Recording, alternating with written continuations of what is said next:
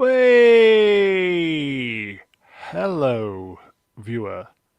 It is Thursday, December 29th, 2022.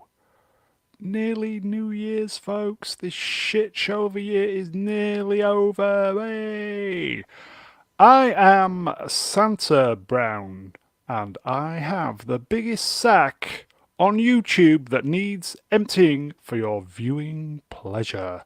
So, on this evening's stream stroke podcast, we are discussing the top 10 worst moments stroke events in our opinion of the past year in the entertainment, the social media, and guess what, folks, and the real world. The real world. Don't forget, you can also find us here on the YouTube, but if you prefer your entertainment in the podcast form, we are also on the Spotify. So, as I always say, folks, genuinely lots to get through. Shall we get the guests out?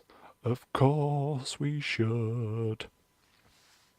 Okay, so here we go.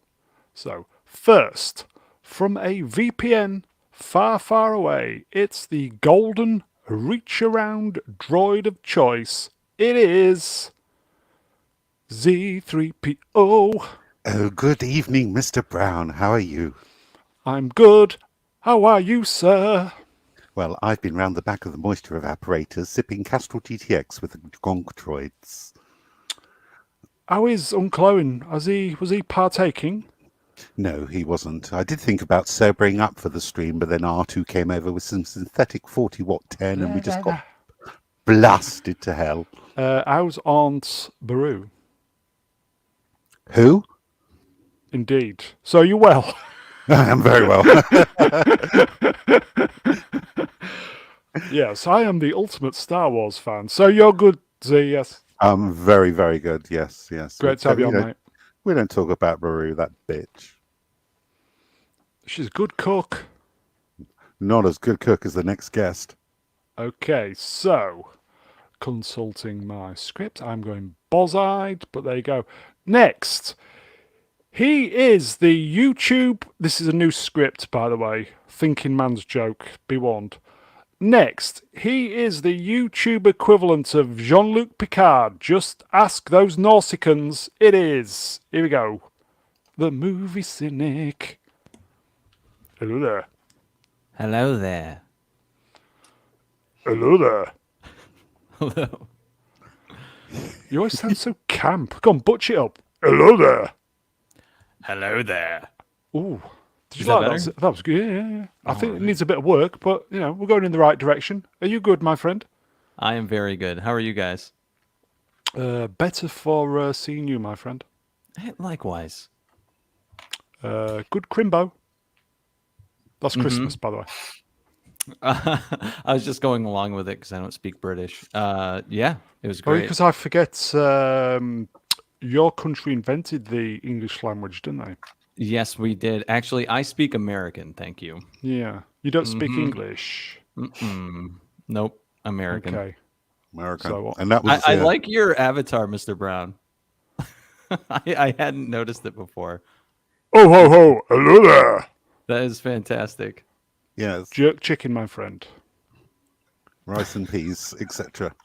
Yeah, rice and peas. Yum, yum. Are you going to kick me off this stream like you did last Oh, don't tempt me. time? All right. Are be you on well, the my back friend? end. Are you well? I- Yes. I am good. I had a fun Christmas and I'm Good, back man. home after being away. Yep. Great to have you on. Great to be here. Love it. Shall we get the next body out? Let's do it. Okay. This is old school. We see the good in our next guest. It is the dark Sith Lord Chord. Hello Good there. evening. Hello. So I had a few minutes there to think about your thinking man's joke. And I still don't get it. So That's the difference between somebody who knows their topics and somebody who grifts like you, my friend. This is evidently true, yes. I already forgot what the joke was. Are you well, Lord? You can watch it on the re-rub. Are you well, Lord? As well as I can be, given that I still am nowhere near finishing with Avatar. But otherwise it's all reasonably good. Yeah, got the whiskey. I've got a family meal tomorrow and a family thing at the weekend. And so ask me on Monday and I'll be ready to murder someone. But for now, it's all okay. We have 14,000 people watching this stream right now. They've all come over from the Drinkers channel. So here we go. Interaction, folks. Everybody in the chat, praise the lad. Come on, boys and girls. Praise the lad. Praise the lad. Praise the Lord. Praise the lad. The lad is here, folks. So you're well, lad. All good, thank you. It'll all be worth it once the blueness is out of your life. It'll all be worth it, mate. Shall we get the next buddy out? Sounds like a plan. Okay, and last but by no means least, he is the wise elder of the channel. You know the rest. It is the great mega geek himself, Ian David Diaz. Hello there. Hi, sorry. I just had to get a glass of port to match the Lord's port. So, yeah. Is it a goblet? It's a goblet. I'm sitting in a big leather chair as well. Just roaring fire. Roaring fire, yeah. We were discussing potential Harry Potter reboots, and I think the Mega Geek and the Goblet of Port would actually be quite a good one. That'd be great, wouldn't it? Yeah. So you good, Ian, yes? Yeah, I'm all right, mate. Are you doing all right? Yeah, not too bad. Not too bad. I think that's it for the guests, everybody. So, guests, thank you for saving my life today. So I appreciate that. Shall we just get on with it? Yeah, because there's a fair bit to get on through, as it were. Fire away. I will say hello, chats. We can see you. We can see you. So, episode 110. Top 10 of 2022. This is the worst moments. And today is Thursday, December 29th, 2022. So let's see what we've got. Free eye test, everybody. Please like, share, subscribe. You're welcome. And for the benefit of Time Prophet, obviously he's not here. He'll turn up later. New graphics. Look at that. Very How good is that? professional. Yes. Okay, so all these are in. Nothing is scientific here. Are you listening, Ian? Nothing is scientific. I asked the boys and girls in the chat.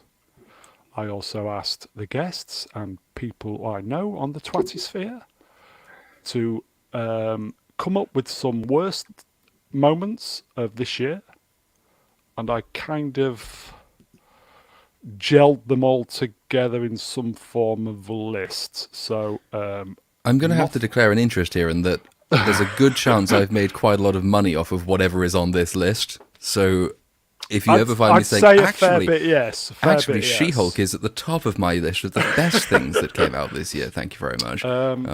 That's the reason. I will say, there's probably a clue, actually. Oh my God, there she is. Oh, what a woman. Ghastly woman. What a woman. What a woman. What a woman. Okay, What What is a woman? Who all said that? We got two at the same time. That was me. Okay, so number 10. Are we excited? Of course we are. Oh, yes. Oh, yay. What a woman. The turd that won't flush. Amber Heard, everybody. I can almost scarcely believe that was this year. It seems like such a long time ago. This year, yeah. A lot of shit's happened. I was practically glued to Nick Ricator's stream It was every freaking day. riveting, yeah. It was absolutely brilliant, and some of the best live television I've seen in quite some time. Watching her completely and utterly dissect herself as the lying, attention-seeking whore bag that she is. Her truth. That's what it's all about. Yes, the perceived truth is the buzzword, folks. Perceived truth. It's also, it gave rise to probably the hardest movie trivia quiz, certainly of the year, which is that what does Amber Heard have in common with America Chavez from Multiverse of Madness? Go on. It's a bee. Because a bee made America Chavez send her lesbian mums through a portal, and a bee is also the thing that Amber Heard's dog stepped on and she cried. So I'm not sure which of them constitutes the better character writing. I think possibly Amber Heard's, because there's no time-traveling lesbian mothers involved. But there you go. Top Trump's trivia quiz for a few years' time. No one will get that one right, because everyone will hopefully have forgotten about it. Did Johnny Depp get his job back then? He said he doesn't want it Pirates. He didn't want it back. I think he was offered a really big deal, and he said, fuck off. He said no. Okay. I'm just kind of glad he's not coming back, because I'm happy that he's kind of been vindicated here, but all the same, he looks old as fuck, and I'd just rather not have him back as Jack Sparrow. Just leave it where it's at. Also, the last two weren't very good anyway. So no, they weren't. Yeah. It was nice to see him doing the little stream for that Captain. What's his name? Corey. That was nice. To get his subs. Yeah, yeah, that was great. So I think there are conflicting reports on that Pirates thing, because I know that I'd read somewhere that they were thinking of trying to get him back. So I have Googled it, and it depends which of these entirely discreditable outlets you choose to believe. But on the 23rd of November, The Sun reported that Johnny Depp will return to Pirates of the Caribbean. Okay. And on the 27th of November, Hindustan Times reported that he will not return to Pirates of the Caribbean. So I don't know which of these you prefer, The Sun or... In the Times. The Hindustan Times. Yeah, every time. Yeah, sounds like quality publication. That does. It probably does have a huge readership. It's just that I'm not familiar with the Indian media ecosystem. But the Mail says that he won't return, and the Mirror says that he will. So it's a great big mystery, something we can look forward to in 2023. Here you go. Cider thinks she's still innocent. Johnny just asked her for a new sheet on the bed. But didn't she get off because she owed, was it 15 million, and then he just said, "I'll just give me $1 million" or something. I can't. Yeah, remember. she got. Yeah, I know. She got away with it. Yes. Mm. No, I think he allowed it. He allowed it because he knew she didn't have that money anyway. Yeah. So he just kind of took minimum payment. Did anybody see that there was another video of when she was staying in Mallorca at a holiday home? Somebody videoed her having a dump outside this apartment block. Did anybody see that? I don't go to the porn websites that you go to, so no. It was a deep fake. No. It was a video. No, it was on the Twitter. It's probably deep fake. It could well what, have the been. poo? No, it didn't look like her. The poo, She was there laughing. I have Google. I'm gonna find it now. Yeah, this is not something to be shown on the stream, just in case you were thinking of it. No, we just talk poo. Yeah. There was, I think it was, she was staying in one of these really big, luxurious holiday mansions in Mallorca, and she couldn't make it to the toilet, so she just did it on the street outside. And the neighbours were up in arms about it. That seems highly unlikely. But anyway, we'll see. Stranger things have happened. Yeah, tell me Half about of it. them came out in this court case. But no, I think that this was sort of...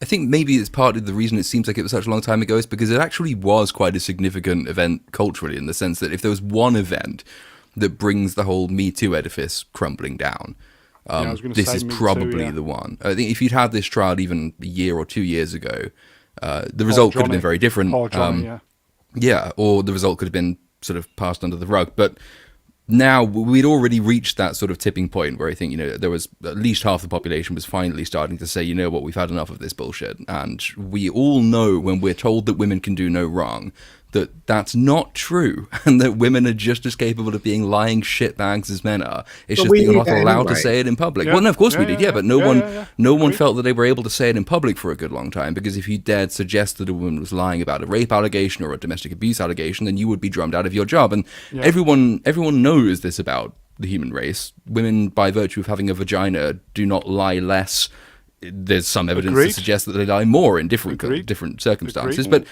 it finally started to, we reached that tipping point, and then the Depp Heard trial comes out, and it was put on display for all to see.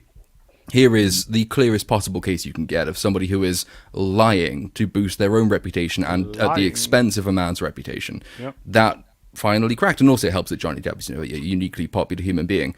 And so a lot of people who might have been minded to support any other woman in this situation, but also quite like Johnny Depp, weren't able to maintain the conceit anymore. So it was hugely significant. Oh yeah, very much so. I mean, after the Johnny Depp lost his libel case to the Sun in 2020, his name was mud, and he really had nowhere else to go except fight, and he came up fighting and exposed her for the complete fraud that she is. But she showed that she can't even act because her performance on the stand was awful, wasn't it? Yeah.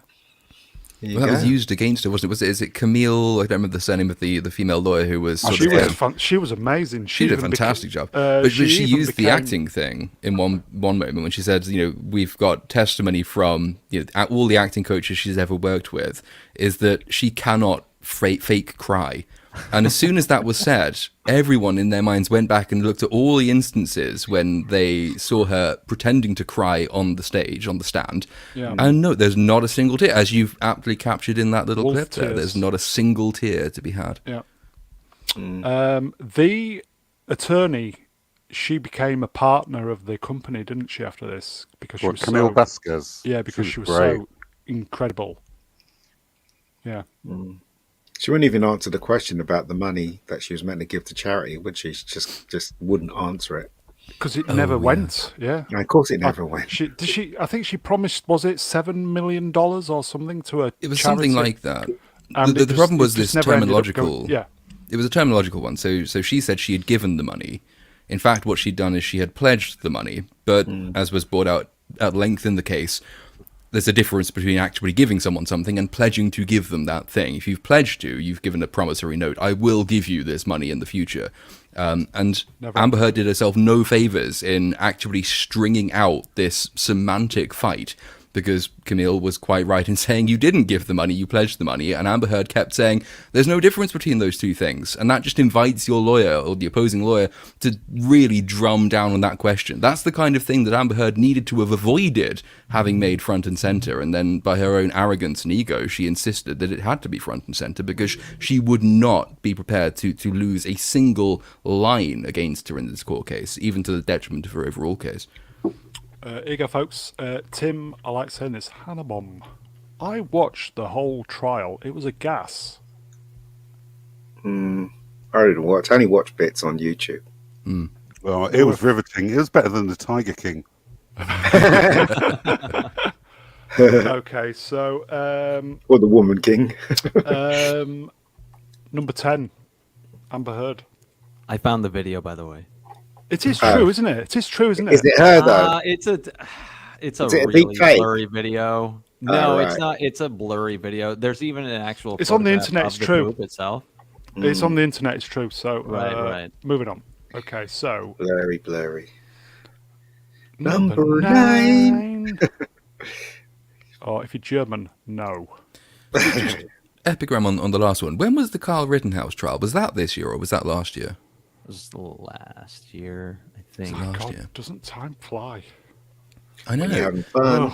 They seemed so close together, but it's those two in particular, I think, because they both did roughly the same thing in busting Shibboleth. So the evident lies of the Me Too movement and the evident lies of, well, basically the entire sort of hardish left establishment in the US in the case of Rittenhouse. And in the media complicity in both of them. CNN running defense for convicted paedophiles in the case of the Rittenhouse case, and for Amber Heard in the Depp case, and it's one of those those two massive pillars in the case against the mainstream media, which has not covered itself in glory at all for the last couple of years or longer. Well, even now, many of them are saying that the Twitter files are a nothing burger. Oh, to the extent they're even covering them. Yeah, it was absolutely ridiculous. Hollywood's so in trouble. Hollywood at this Hell moment yeah. in time. More trouble than there were than last year, that's for sure. Money-wise. I don't know if it was. It might have been The Independent. It was one of those like really inexcusable online rags, which said something like, "Well, we're not covering the Twitter files because we don't think that Twitter is news." And then 2 days later, they were like, "Piers Morgan's Twitter account's been hacked." Like, well, can you decide which of these lines you're taking? Because it can't be both. Either what happens on Twitter is news or it isn't. But one of those two stories is much more important than the other one, and that's the one you've ignored. Well, we know why. There you go. So, number 9. Who's this fella then? Klaus, is it Schwab? Is it the football thing? World Economic Forum, folks. I don't know what that is. It's just kind of is it a self-appointed bunch of people from Switzerland who are telling the rest of us how we should be running the planet? No, I think that's FIFA. Okay. But the World Economic Forum is basically this. It's this slightly shady, nebulous group headed by Klaus Schwab that's become the center of virtually every conspiracy theory in the world, some of which are conspiracy theories and some of which have a little bit more basis in fact. It's hyper fashionable. Klaus Schwab's written books about transforming society from the ground up. I think he's the one from whence we get the quote, "You will own nothing and you'll be happy." Yes. It's from his book that you get all the "you'll eat bugs" stuff, and it's it's run of the mill in the sense that it's none of that's new. We've had that since the days of Thomas Malthus. It's just that Klaus Schwab's very effectively built his reputation for himself by schmoozing world leaders, and he seemed to be hyper fashionable and slightly, on the edge in terms of his progressivism, but, worth at least people keeping friends with. He has lots of friends in high places, and this has led people to conclude that because any given number of politicians are signed up to the WEF agenda, that the WEF is controlling world governments. That's not actually how government works, but it does suggest that a lot of governments have many shared interests, and those interests are not aligned with our own. Klaus Schwab is just the head of this particularly memeable organization, which is very, very good if you want to try and pin the blame for everything that's wrong with society on one shady, sinister group of people that isn't the Jews for a change. I thought it was Countdown at first when I saw that picture. Well, I thought you were referring to the Wookiee Ewok Federation when you said Yeah. I was while I was looking for some slides for this picture, going back to what the Lord said, all the big politicians have been there at the meetings. Was it Davos? The big meeting? Davos. Davos. Yeah, Davos is the big hyper fashionable one that all the governments attend. There was a video of Trump just saying, "We're not going to do what you want," which I thought was Hold quite on. amusing. So is this powerful people that are forming a group to do what? To talk about the world's problems? Yeah, I mean, it depends who you read. I mean, some people will say that it's the World Economic Forum that is behind virtually every policy your government takes that is bad for you. So anything to do with sort of environmental nut jobbery, that all comes from the World Economic Forum, or anybody who fears the recrudescence of international socialism, that's all the World Economic Forum's job and its fault. But no one really knows exactly what it does do because everyone spends all of their time theorizing about what it does do. And it's just the latest fashionable instance of that. It used to be the Bilderberg group. And Bilderberg still happens. It's a conference every year. All the world leaders get together and they don't allow the press in and there's no minutes kept and it's highly secretive. And back in the 2010s, that was the equivalent of the World Economic Forum. Everyone said it was Bilderberg who was behind all of the world evils, but now it's just moved on. So it does some genuinely bad things. Klaus Schwab is a moron and he is a fanatic, but there's a difference between saying he's a moron and a fanatic and well-connected, and he is actually controlling world governments. That's one step further than you need to go with that theory. Do you know what? It's really weird, right? Because I got a text on Instagram from the Illuminati, would you believe? I'm not joking. I'm not kidding. Seriously. I can actually send you this text. It's so funny. It says, "Hello, greetings. I understand that this is the first time." And then it says to me, "Do you want to join the Illuminati and be part of the Brotherhood?" It says, and then it says, "You can get a new house, a new car." I'm not kidding. I will send you this text. It'll be an electric It's car. really weird. It's really weird. Did anybody else get a text like that? I got one similar where I've inherited a very large sum of money from a prince in Nigeria. Well, who hasn't? Who hasn't? Z, I think this was on your list that you sent me. It was. I mean, 100,000 conspiracy theories, like Lord said, have just popped up over this in 2022. Crazy. And the whole Great Reset thing and I don't know, just taken hold of everybody. It would be nice if they would actually spell out what their plans are on their website. But everything just seems so secretive. Well, I don't like that. Are people going to wake up to this? Because I don't think they are they? No. Because normies, all they want to do is like do their 9-to-5 job, come home, eat their burger, and watch sports. That's all they want to do. And God bless them and all that. And they should be allowed to do that. I don't know who. Here you go in the chat, Stuart Mitchell. Hello, Stuart. Let's just say they will be satisfied with less. This guy sounds like Ming the Merciless. And he looks and sounds like a Bond villain, and he's part of some other club where they wear dark robes, and he looks like he's a Bond villain. I mean, you couldn't ask for the more perfect head of your perfect conspiracist organization than Klaus Schwab. I mean, he lives up to every single one of the tropes. It's quite extraordinary. But you tend to find... he's quite literally Dr. Evil. Yeah, he just needs a cat. That's all he needs. But you do tend to find that there is a problem. The thing that underlies all of these, and it's the World Economic Forum today. It's Davos before them. It's the Bilderberg set before them, and you can go back every decade. You get one at the top of this. Builder what? The Bilderberg group. I thought you said the Build-A-Bear. Well, for all we know, that's what they're doing. They're actually, it's just all the world leaders getting into a room together, sharing their love of gummy bears or something. But which would be funny. But the reason these organizations emerge and everyone latches onto them in terms of imputing on them every bad cause of every bad consequence is precisely because it is not transparent and it's not democratic, but the people involved in it have more and more power over our lives. So it's not so much of an issue if you've got a really small government that's not raising your taxes for no discernible gain, and it's not imposing stupid energy policies on you which make you freeze in your home. If you don't have that, then these organizations don't have as much sort of cultural power, because there's no sense that anyone above is directing the stuff the government isn't doing. The problem at the moment is that you have governments which try and do absolutely everything, that are seemingly orchestrating their moves against climate change and all the rest of it, imposing huge and uniform moves against fossil fuels, raising taxes across the board, all the rest of that stuff. And you have these groups, of which many members of governments are a part, which have no democratic oversight or accountability. The press aren't generally allowed in. They don't tell you what they're doing. No reports come out of them. And that's just fodder for people who believe that these groups control world policy.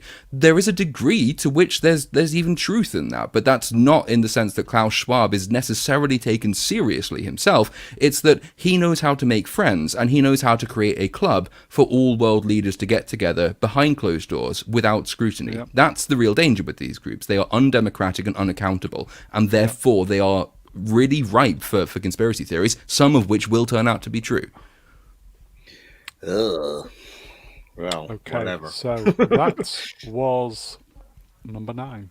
But also, there is a really simple way, just finally on that subject. If you want to get rid of organizations like the World Economic Forum, the answer is not to go to conspiracy theorist websites and then post on Twitter about how evil the global conspiracy is. The answer is to stop voting for governments that want more power over you, because as long as your government has more power over you, theoretically, these groups have power over you too. You have much more agency than you think. Just stop voting Labour, stop voting Conservative, stop voting Republican, and stop voting Democrat, because they all increase the size of the government, and it's only by doing that that any shady group can have any power over your life at all. It's your choice, ultimately. Stop voting for these nutters and you'll stop getting them. Perhaps vote for nobody at all.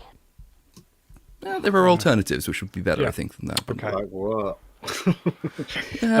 Like number 8. Let's see what number 8 is. 80-80. Ooh. We'll quickly just do this one.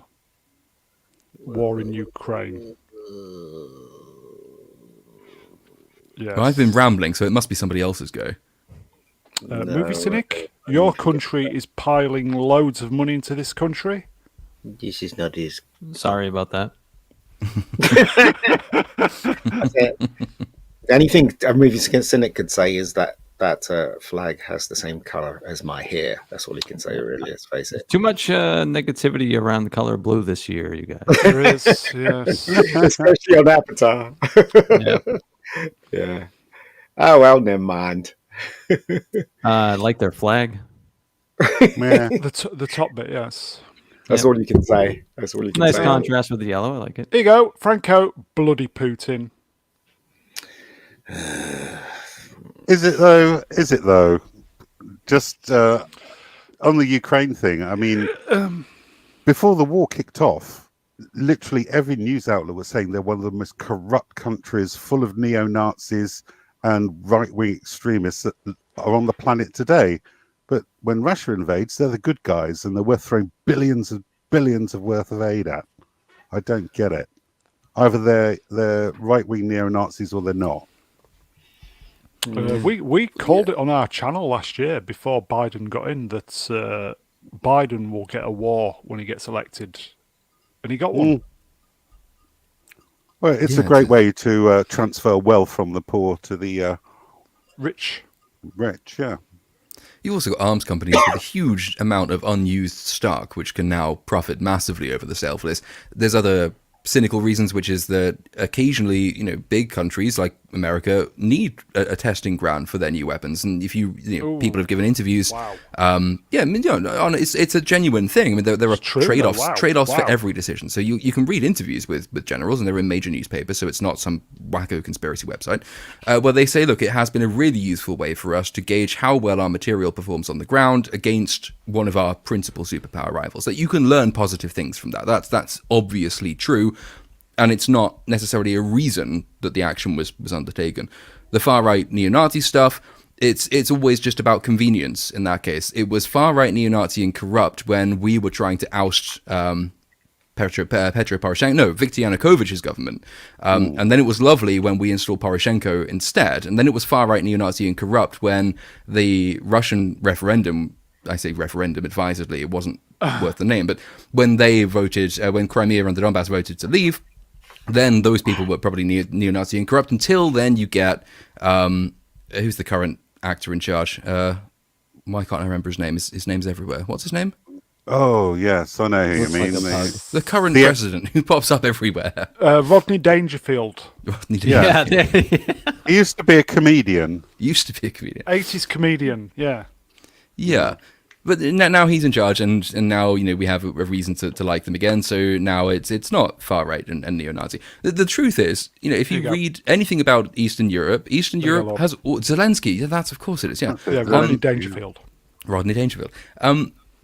If you read anything about Eastern Europe, like I've got a good friend who's is a historian, studies history, writes history, is fascinated by Eastern Europe, and will tell you every single time that Eastern Europe has always had a neo-Nazi problem.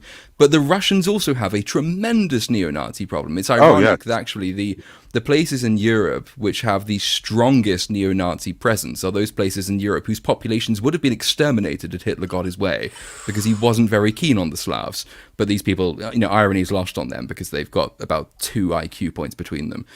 It's always had that problem. It's not a huge problem. It's overstated when people say, well, we shouldn't be helping them because they're all neo-Nazis. That's as insane as saying that because a few people in this country once voted for the BNP, we are then irredeemable because everyone in this country votes BNP and votes National Front before them. That's obviously nonsense. I understand why people don't like the fact that at a time of an acute cost of living crisis, we are pouring so much money into a foreign country to save it. I understand why people don't like that. Yeah. But I was just about to say, there's the UK is piling money into this, isn't it? Oh, not as much as America, but I think second most only to the US. I think. Yeah, it's like we've got 2 years ago the nurses. We were out on the street applauding the nurses, and now they are the baddies because they're wanting a cost of living pay rise, and yet we've got no money, but we're piling tons of money into this war. Same with America's even worse, isn't it? With the amount what they've piled in. Tim Annabom says 18 billion. Yeah, although that would fund the NHS for about 2.5 days. So you can overstate the money really amounts to. There is actually a Twitter account that tracks public spending in terms of how many days of NHS funding it is, and it's really not much more than a week for the entire money spent on Ukraine. Right. I see. Yeah, I mean, but that's the thing I sympathise with is that this time in particular. It's not nice to be seen to be spending more money helping other people than you're spending on your own population. That's the strongest argument I could find against it. But against that, isolationism never works. We were isolationist when Putin invaded the Crimea, and Barack Obama said that even though he had crossed the red line that Obama had said, he wasn't going to do anything about that. And there's only one US president of the last 4 under whom Putin has not annexed more territory. And that's Donald Trump, who's the only person who didn't say that. I didn't want to say that, but thank you. Can we get off this subject? It's so boring. Yeah, we're gonna move on. John Z, or is it John Z? The US has given 100 billion so far, and we'll give the final word to Franco. A lot of fucking good it does the nurses to applaud them. It won't pay their bills. It won't. You're right. You're absolutely right. And I actually believe in nurses striking and the people, and everybody else striking, because they deserve more pay. They really do. So they do. 2 years ago, we were out in the fucking street applauding them. I know, but that doesn't help pay their bills. But what I'm saying is that the government keeps saying, no, if we give money to this, then that will suffer with that side, because they've put everybody in that situation. Yeah. It's their fault. So even though a lot of people are going to suffer, I actually believe in their fight to get more pay. I actually believe it. So. Okay, so we'll move on from that hot potato. Yeah, I'd have put the NHS in my top 10 list of the worst things of the year, but that's an entirely different conversation. Yeah. Number 7. You were going to do that. Entertainment stuff. This is the trolling of the customers, the fan base. Fan baiting. Fan baiting, gaslighting, call it what you will. Star Wars, when we had the Reaver stuff. Lord of the Rings with Prime, and to a certain extent, She-Hulk. Massively She-Hulk, and She-Hulk put the fans as its villain. So massively for She-Hulk. And I think The Witcher Blood Origin has just done the same thing as well. In the sense of fan baiting. I did explain to you that you can't click on the thing on Netflix. You can't say that this isn't for me on that show. It's crazy. I've tried it so many times today, and it still says rated when you press the thumbs down. Oh dear, it's crazy. That might go into any video that I eventually end up doing on that show. Movie. So, how do you feel about all this gaslighting of the customers? Is it a good practice? Yeah, it's great. I kind of wanted to echo what June said. I think it's shitty it's happening, but I'm glad it is because it helped my channel. So. Hey. Otherwise, I think it's brilliant because it's a great way to keep it in everyone's mind and mouths, talking about the show one way or another. So I'm kind of curious if they kind of anticipate hate watching and encourage it. Because eyes on the program is still eyes on the program, whether you're hate watching it or not. It's still a statistic, isn't it? It's still a click. Yeah. It is, but then on the other hand, Amazon for Rings of Power. So Amazon does the fan baiting stuff, as you can see on the screen. Yeah. But if they were really encouraging hate watching, why were they going around and suspending every bad reviewer for a week on end and putting huge delays on bad reviews, and then really, actually employing people to privately go through individual YouTube channels, as I well know, to strike down any negative criticism? You got dry bummed, didn't you? Several times in a week, yeah. Yeah. I don't pay Amazon for that. Yeah. They seem to be operating on the thing that, it's the only thing worse than not being talked about isn't being talked about. So they keep themselves active in everybody's mind. But I have spoken to... This is the way forward, though. You've seen that video of Tom Cruise thanking everybody for going to see Maverick. It's so good. It's like doing plane stunts and everything. But look, I've spoken to people in Hollywood, and I know few, right? And they are definitely in a bubble. They think the fans are attacking their shows. without any context to what we've got. So it's I can understand their point of view, but the last person I was speaking to, I said, look, the reason why the fans are attacking is because one, they're passionate, and two, right, you've screwed them with the other seasons. So if they're attacking Picard, it's because of the last two seasons was completely woke and destroyed what they loved. You've got to understand that, and yet the guy I was talking to didn't understand that. So this is what you're dealing with. Crazy. Yeah.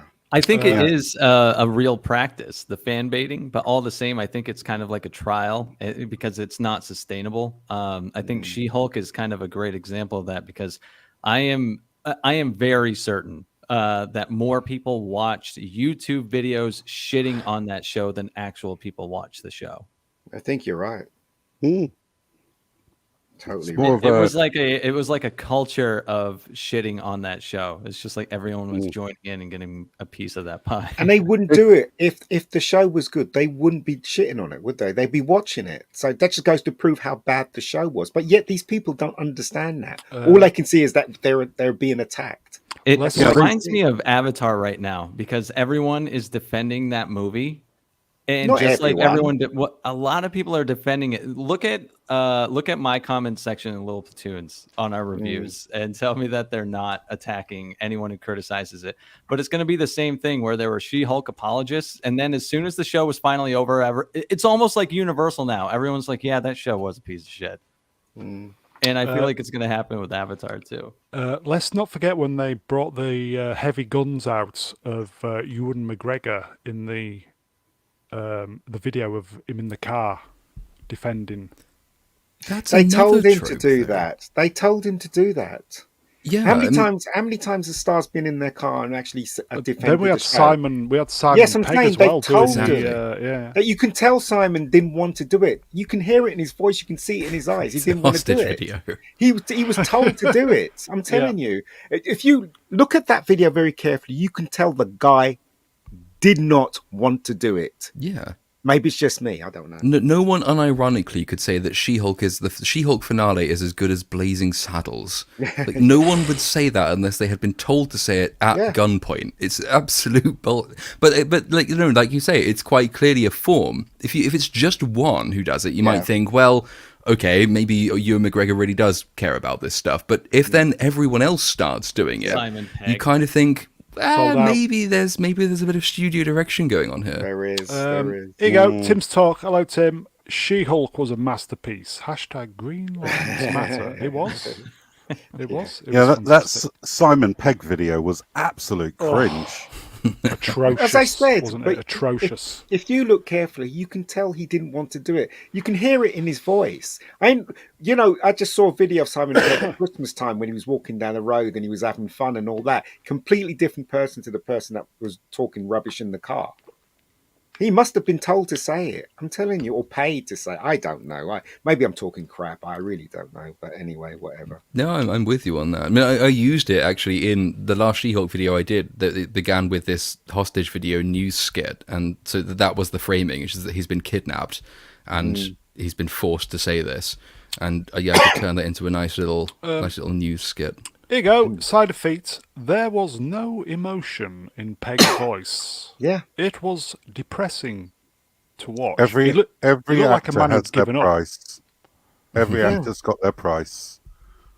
Here you go. Simon Pegg was being held at gunpoint. That's from. I agree. What I don't understand is, there's some really big stars out there. Okay. Hello, Pooja. Why don't they all just team up and fight against this nonsense? People that don't believe in it. They actually are because really they're out of a job. scared, That's aren't they? why. Yeah, but I mean, there are more people that don't believe in this than there are people that believe in it. You know what I mean? I just think they're cowards. Well, they're not in the positions of power, are they? That's the people. Yeah, there are. The people who pay the money. I know Tom Hanks is against it.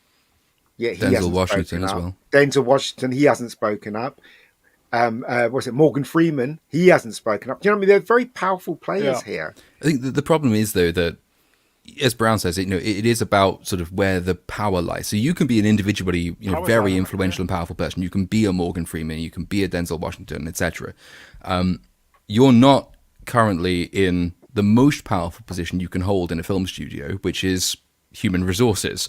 That's the weird position we've ended up in. Hiring and firing decisions are made by HR. Corporate culture decisions are made by HR. HR is the one that's given the budget to send every one of its staff members on equality and diversity courses. And if you don't go on them, then you will be flagged internally within that company and you will be suspected. And so there is that sort of culture of fear, which is that even very individually powerful people don't believe they have the mass support that they do, because in their companies they genuinely don't, or rather they aren't allowed to think that they do, because HR departments are the power centers, the Soviet commissars within every company. Is driven by data, statistics now, isn't it? I love you, data. I'm not even sure it's data. It's more ideological conformity. I mean, unironically, the Soviet Union and Mao's China both used to do this with any ostensibly private company, or any company that existed in the Soviet Union or China under Mao, and then particularly under Deng Xiaoping. And today, especially with China, no company that is allowed to operate in their territory is allowed to do so unless they have a specific policy unit set up within the company to enforce ideological discipline. So that's one of the reasons, is it TikTok, the app that people younger than I am use, which is owned by ByteDance, a Chinese company. There's talk about potentially banning it in the US because it is a Chinese front organization. And they said, well, we're not going, obviously we don't share American users' data with people in China. We, as the US company, have nothing to do with the Chinese instantiation of the company. But then it turns out that TikTok has a subdivision of a Chinese ideological censorship unit embedded within its company. That the exact equivalent is in place with woke ideology. You have the same thing, but it's in human resources departments and not an official brand of a party apparatchik. It's just, you have to be ideologically on point, or you will not get promotions, you probably won't even be hired, and you will be suspected within the ranks. And also the people who handle discipline when it comes to employees is also the human resources department. These people have a huge amount of power. And that's what sort of stops people from, they might even suspect that there are loads of people in the company with them who agree with them, but no one's going to speak up because they don't have the levers of power at their disposal. And eventually it might change, but at the moment, that's the state of affairs we live with. Oh, you just wait until Elon Musk re-releases Vine. That would be lovely to see. If he starts doing like long-form YouTube videos as a challenge to YouTube, I'm right on that. But get on board. Simulcast. Yeah. So we'll move on from the fan baiting. That was number 7. Number 6. No. Really? He's got his balls cut off, isn't he? That guy. I just want to shout out this breaking news that Andrew Tate was just. Yeah, I saw that. Yeah. That's going to make my top 10 now. That is hilarious. What happened? Well, apparently they traced the pizza box that he used in his video to Greta to Romania, indicating that he was in the country, and now he's been arrested on human trafficking charges. Andrew Tate arrested is sneaking. It's 7.5. It's sneaking in here. Okay. Interesting, though, isn't it, how that stuff happens almost instantly as soon as he criticizes Greta Thunberg? He got incredible arrested. Yes. Andrew Tate. Who the hell documentary is he? on this next year is going to be so good. who is Andrew Tate? He's some bearded penis head. If you Google him, you'll recognize him. Oh, okay. He's one of those. He's top G. He's probably going to be bottom G in jail. Oh, the fellow with the bald head. He was on Piers Morgan the other week. Oh, him. He got arrested? Yeah, he just now. In Dubai. He lives in Dubai, doesn't he? He does, him talking Romania. About. Yeah, arrested 2 days after having a spat with Thunberg. Yeah.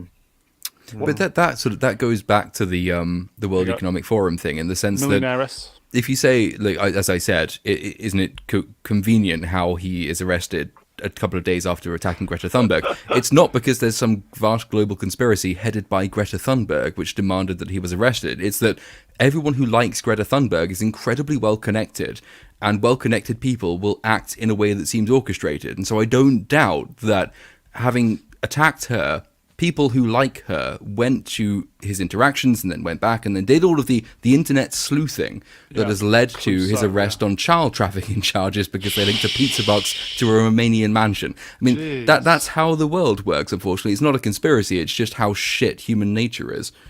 If anyone knows anything about Andrew Tate too, is this not just like, oh yeah, obviously? Never underestimate the power of map autism. He's for masculinity, isn't he? I remember him was very for it. Very for it, yeah. Like cringily for it. The thing he said the other day, it was on Twitter the other day, he said something like, he doesn't understand why people read books as opposed to why would you want to learn from history when you could make history yourself? Doesn't he have several books though? I think so, yeah. You would think he would. I would hope he would. But just the idea that somebody says, I don't read books and that's a flex, cringe. He has put a lot of women in their place though. Yeah, and against their will. Exactly. Allegedly. Speaking of books, the guy on the left has got a new book coming out, hasn't he? Spare is out of his bum. Yes. Spare, yes. Where he destroys the royal family. I used to like him. I used to think, he stands out. He's not like the royal family, he's doing all this rubbish, dressing up like, Hitler and all that stuff. And I thought, he's a fun chap. But then he teams up with this woman and he gets his balls cut off and he's talking crap. And it's just like, what? Well, it's what you do when you take in a stray dog. You neuter it first. Oh dear. I remember the day where, I think it was a Saturday, it was beautifully sunny. And those two people were getting married, and the streets were full of thousands and thousands of people waving and cheering and clapping and screaming. Was it $2 billion that the state spent on that wedding? Something like that. And all those people were adjacent. She is the most privileged victim in the world. Didn't Charles walk her down the aisle? Because her dad couldn't make it or something like that? Well, because she's exiled her father, so they have a really difficult relationship. So Charles walked her down the aisle instead, which you'd think is a really lovely thing to do as a father-in-law.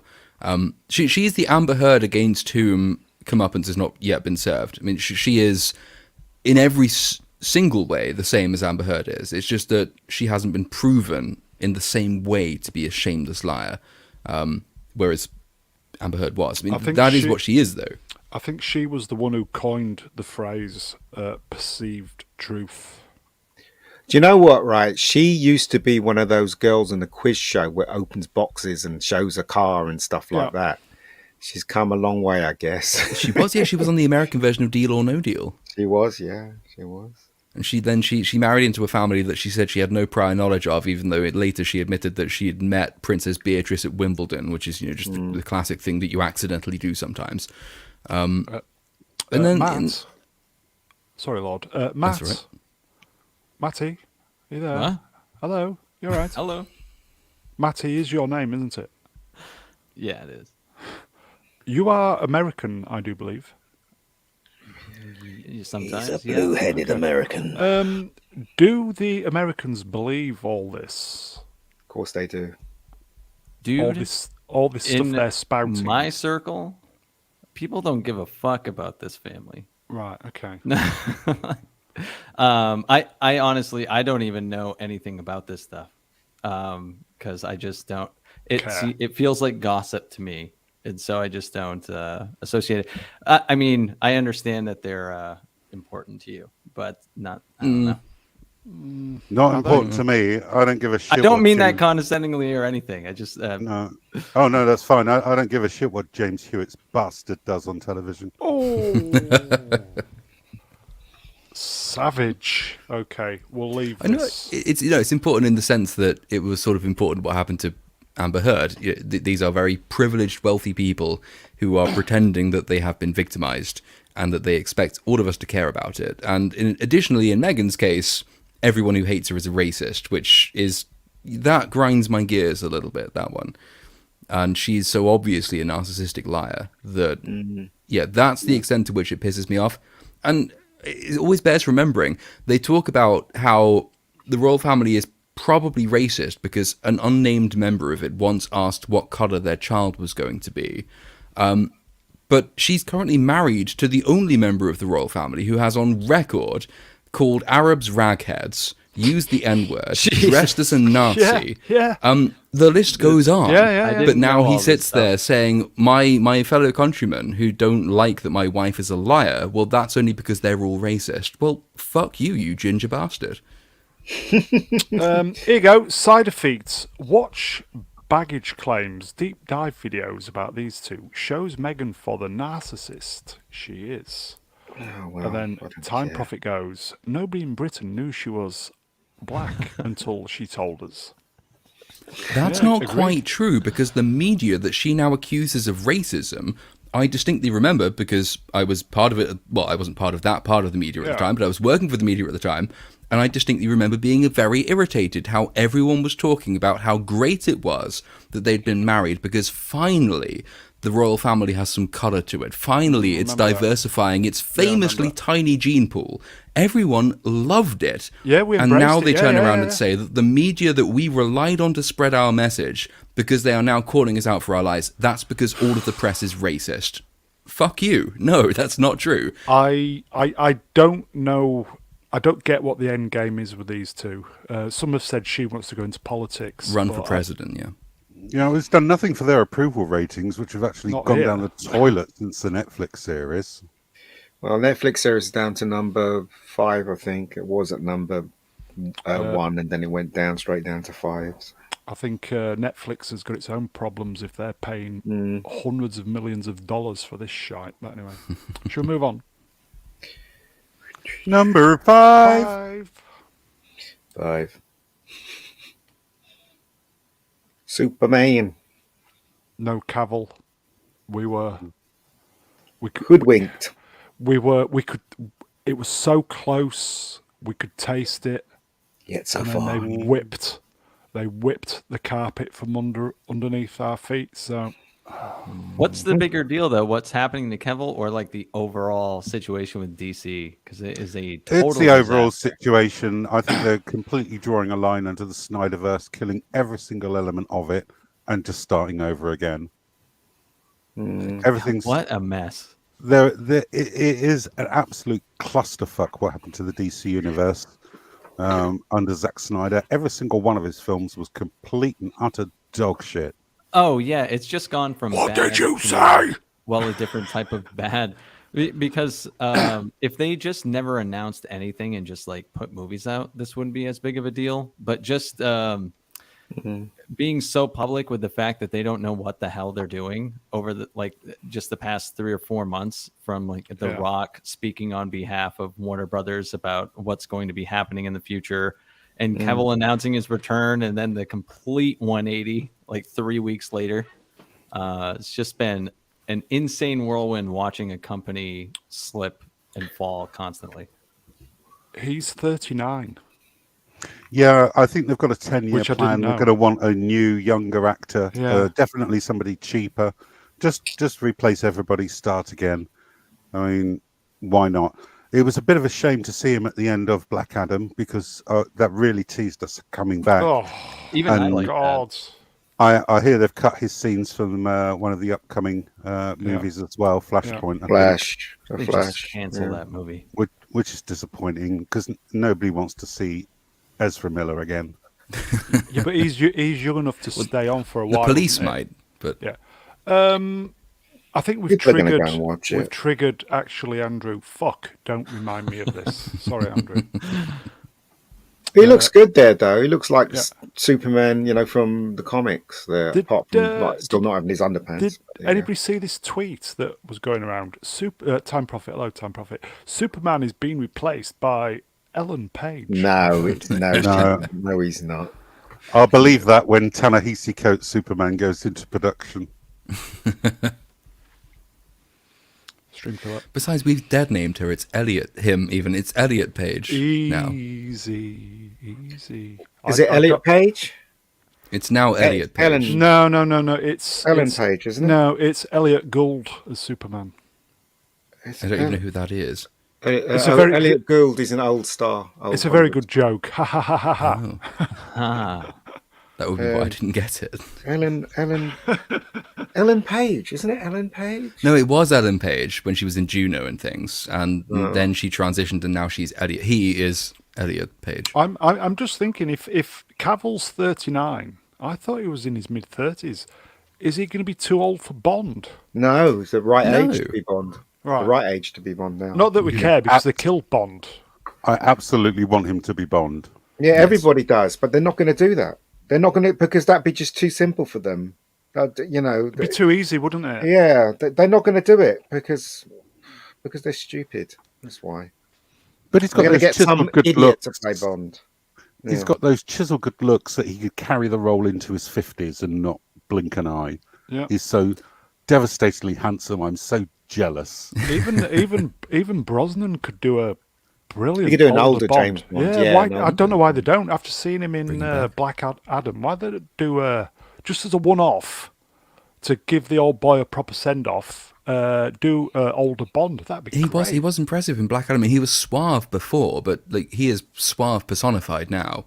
But Henry Cavill is the closest thing, I think, to the Pierce Brosnan style Bond that we could possibly have. Yeah. Also, is he the kind of guy, if you look at him now and you think, well, we all think he's younger than he actually is already. Are we really saying that he'll reach the age of 49 or 50 and he won't still look younger than he is? Someone did a side-by-side comparison of Tom Cruise today and his co-star from the original Top Gun today. And, she looks like she's aged about 50 years, but he looks like he's aged about 15 to 20 years at most. Yeah. He's been going for a long time. Henry Cavill takes care of himself. He's English. He has the looks. He's got the ability. He loves source material in whatever source material he's involved with. He is the ideal person to have on board if what you want is a suave Bond, which pays heed to the source material. But apparently that's the thing that the film studios least want. Well, don't want James Bond to be, quote, a man. Like an old-fashioned man, as they Elliot Page. Then they don't want Bond to be like that anymore. That's why the last two Bond films, and actually the last Bond film, was just Bond with his balls being cut off. That's basically what it was. So, he'd make a good Bond. In the chat, Romeo Tango November Zulu. That's the old point. He did the best job of embodying Superman since Reeve. The disappointment cuts. I agree. Tonight, he's a fan, and he played the role as a fan of Superman, and it shows. He's got the presence. He's got everything about him. Just screams Superman. Apart from the right script. If you just had the right script, he would have been immense. But we didn't get that. Which is the Sean Connery Bond film where he's strapped to the table and the laser is slowly moving up towards Goldfinger. So we are living in the alternate universe where the laser just carried on going. That's where we are. Yeah.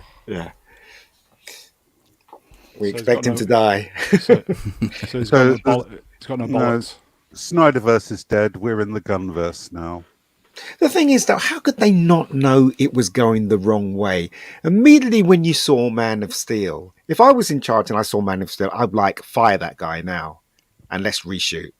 Because it was so wrong. That version of Superman was so utterly wrong. It wasn't good, was it? It was terrible. Yeah. Terrible. Anyway, whatever.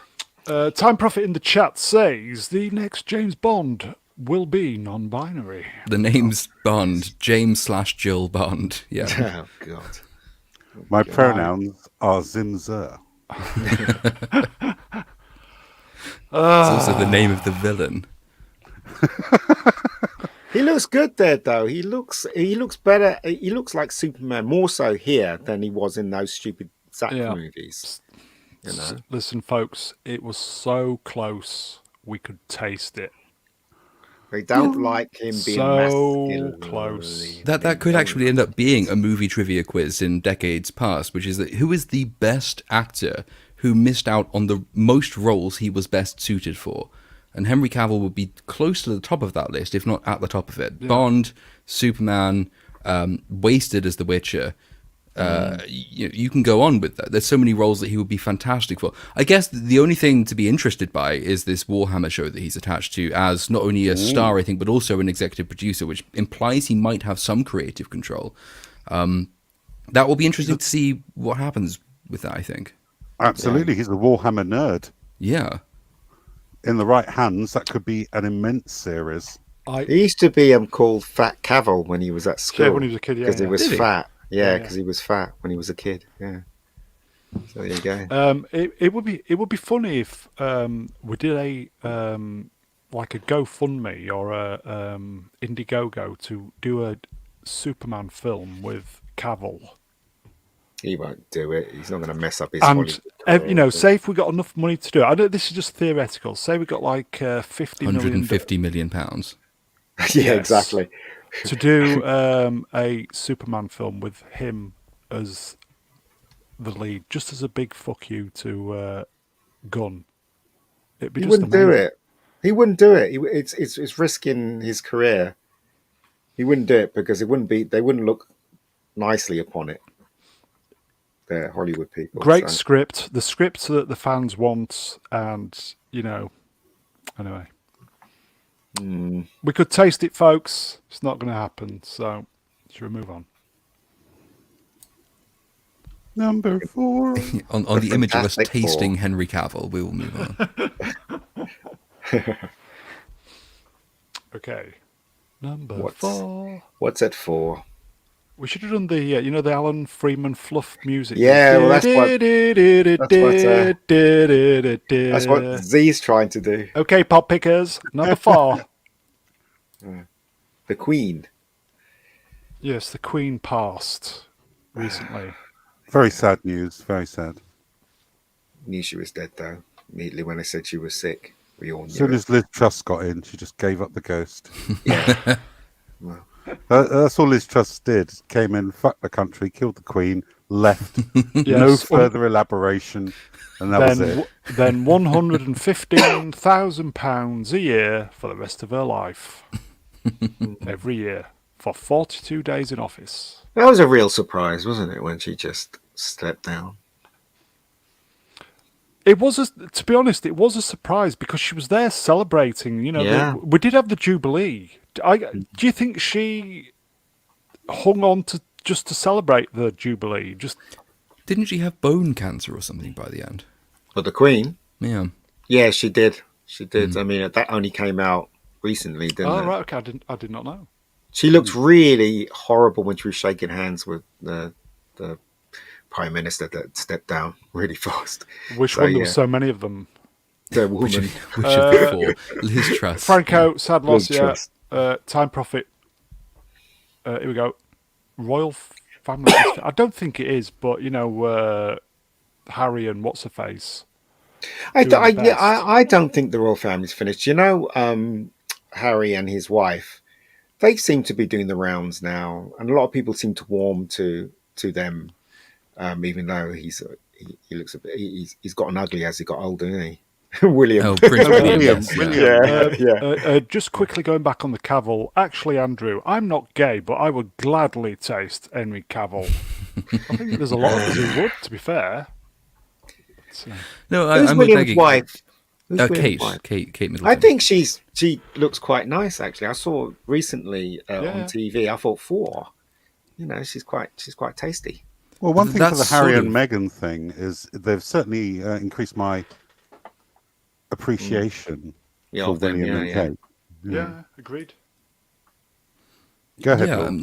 No. I was saying it's sort of and what you just said is also evidence of why I would agree with Meggie that the royal family isn't dead, because you have this incredible royal bounce, as I think it's called. So if you looked at opinion polls up until the point of the Queen's death, I think there was a majority of people who said that Charles would not make a good king, and a plurality of people at least who said that they thought it should immediately just pass over Charles Yeah, I to thought William and that, Kate, yeah. which sort of misses the point of the monarchy, right? I mean, you don't get to choose these people, so it's silly to even answer that question. However, as soon as Charles became king and after the Queen's death, his approval rating leapt from something like 37 to 68%. And that's the enduring appeal of the royal family. We are all in some way invested in the family story because in some way it mimics our own. I'm technically speaking a Republican. I like theoretically the idea that we do not hinge our constitution upon words that have never been written and people we have never chosen.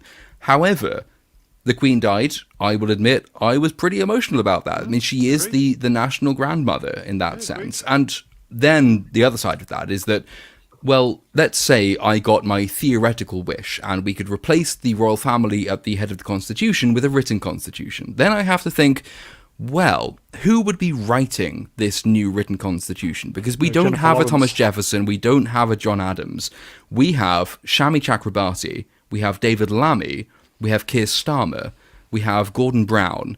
And Gordon Brown actually published about 2 weeks ago his idea for a new English constitution, British constitution, which was effectively a Labour Party manifesto. And that is exactly what we would get if we chose to replace the royal family. So though I'm theoretically a Republican in that I'm with Thomas Paine in saying that the idea of hereditary monarchy is as absurd as the idea of an hereditary dentist, you have to bear in mind what's the alternative and who's going to be creating that. I would rather maintain the royal family, with whom or for whom I have some level of affection, than I would let Gordon Brown write the constitution under which I will have to live. I think great for tourism. I think the reason why we like the Queen is by default because, as I said, I think in one of my we all grew up. Yeah, in one of my tweets, I can't remember not remembering the Queen even when I was young. She was always there. That's why it hit us so hard, because she was always in the background in our life, wasn't she? So I guess for the new generation it wouldn't affect them as much as it affects us, because we grew up with her, you know. It still did. I mean, like, I've never known any other Queen. I didn't think it would affect me particularly emotionally. Nor did I. But it did. And it's because, you know, the royal family symbolizes much more than just the person at the top of the constitution. The royal family is also this embodiment of national history. This is the woman who has been in sole position since, you know, times before my grandparents were born, even, or around the time. Yeah, or around the time my grandparents were growing up. And then this long line of unbroken descent for centuries of history. This is English history embodied in a person. And there is that sense of loss when you lose someone who is emblematic of a time you already think you've lost, because, you know, you look around Britain today and you think there's so much that we used to have we don't have anymore. That's already miserable enough. But at least in the Queen, you had this national matriarchal figure who embodied all of the things we fear that we've lost. She's now gone, so those things are gone irrevocably as well. And that was, that did hit me reasonably hard. Charles did a really good speech. I eventually listened to it. He obviously didn't mention Meghan and what's his face, but Prince Pedo. Easy. That's my monetization comment. It's pronounced Andrew. Yes, but he did talk about, you know, the nurses and people, you know, the lower end of the spectrum of people and stuff. And I thought, you know, it wasn't great, but it was good. Here you go. Time Profit. Most people in Britain don't really care for the royal family. Opinion polls would refute that. Yeah, I don't think that's true. I disagree, mate. Yeah, I don't think it's true. I'm not the biggest fan of the royal family, but they're definitely worth £1.29 a year. Hate the monarchy, love the Queen. That's the interesting thing. A lot of people were in that position, myself included. But at least according to opinion polls, for what they're worth, I admit that you might find fault in opinion polls, but for what they are worth, a lot of people said that. And then Charles became king, and they carried on saying that. And actually, that's the proof of the enduring ties we have to the monarchy, which is that we think we hate the royal family, but we end up loving whoever's at the top of it, because it means more than just the family. It's also where the family is placed in history, what they embody that's beyond themselves. Also, if you go back, you know, Charles had Diana and she was loved by millions around the world. She died and everybody hated Camilla. And now everybody's accepting Camilla, aren't they? So it's just, you know, I mean, you know, I think you're right, Ben. They just like the person that's at the top. Movie Cynic, do you have a royal family in the United States? They're called the Kennedys. Yeah, I was just going to say it's the Kennedys. But... Yeah. I mean, are they still going? They are still going. There are some that are still in politics. thought it was called Kardashians. Yeah, I suppose you're right. You're thinking Deep Space Nine. But yeah, it would be the Kennedys is the one I think of. There are some sadistic ones like the Clintons. Friends of the Economic Forum. Then yeah, here we go. Time Prophet. I refuse to lick a stamp with Charles's face on it. Well, it's better than that because you're not licking. You're not licking his face. You're licking the reverse or the backside of his face. So, of course, you are. Just keep that in mind. Well, 1 week ago today, my grandmother turned 100 years, and she did receive a card from King Charles and Camilla, which was hand signed, and that absolutely made her day. She's a staunch royalist, and you couldn't see a bigger smile on her face. Brilliant. Wow. Congratulations. Here you go, folks. New face. Suzanne Geno Onwai. Is it Onwai? On my.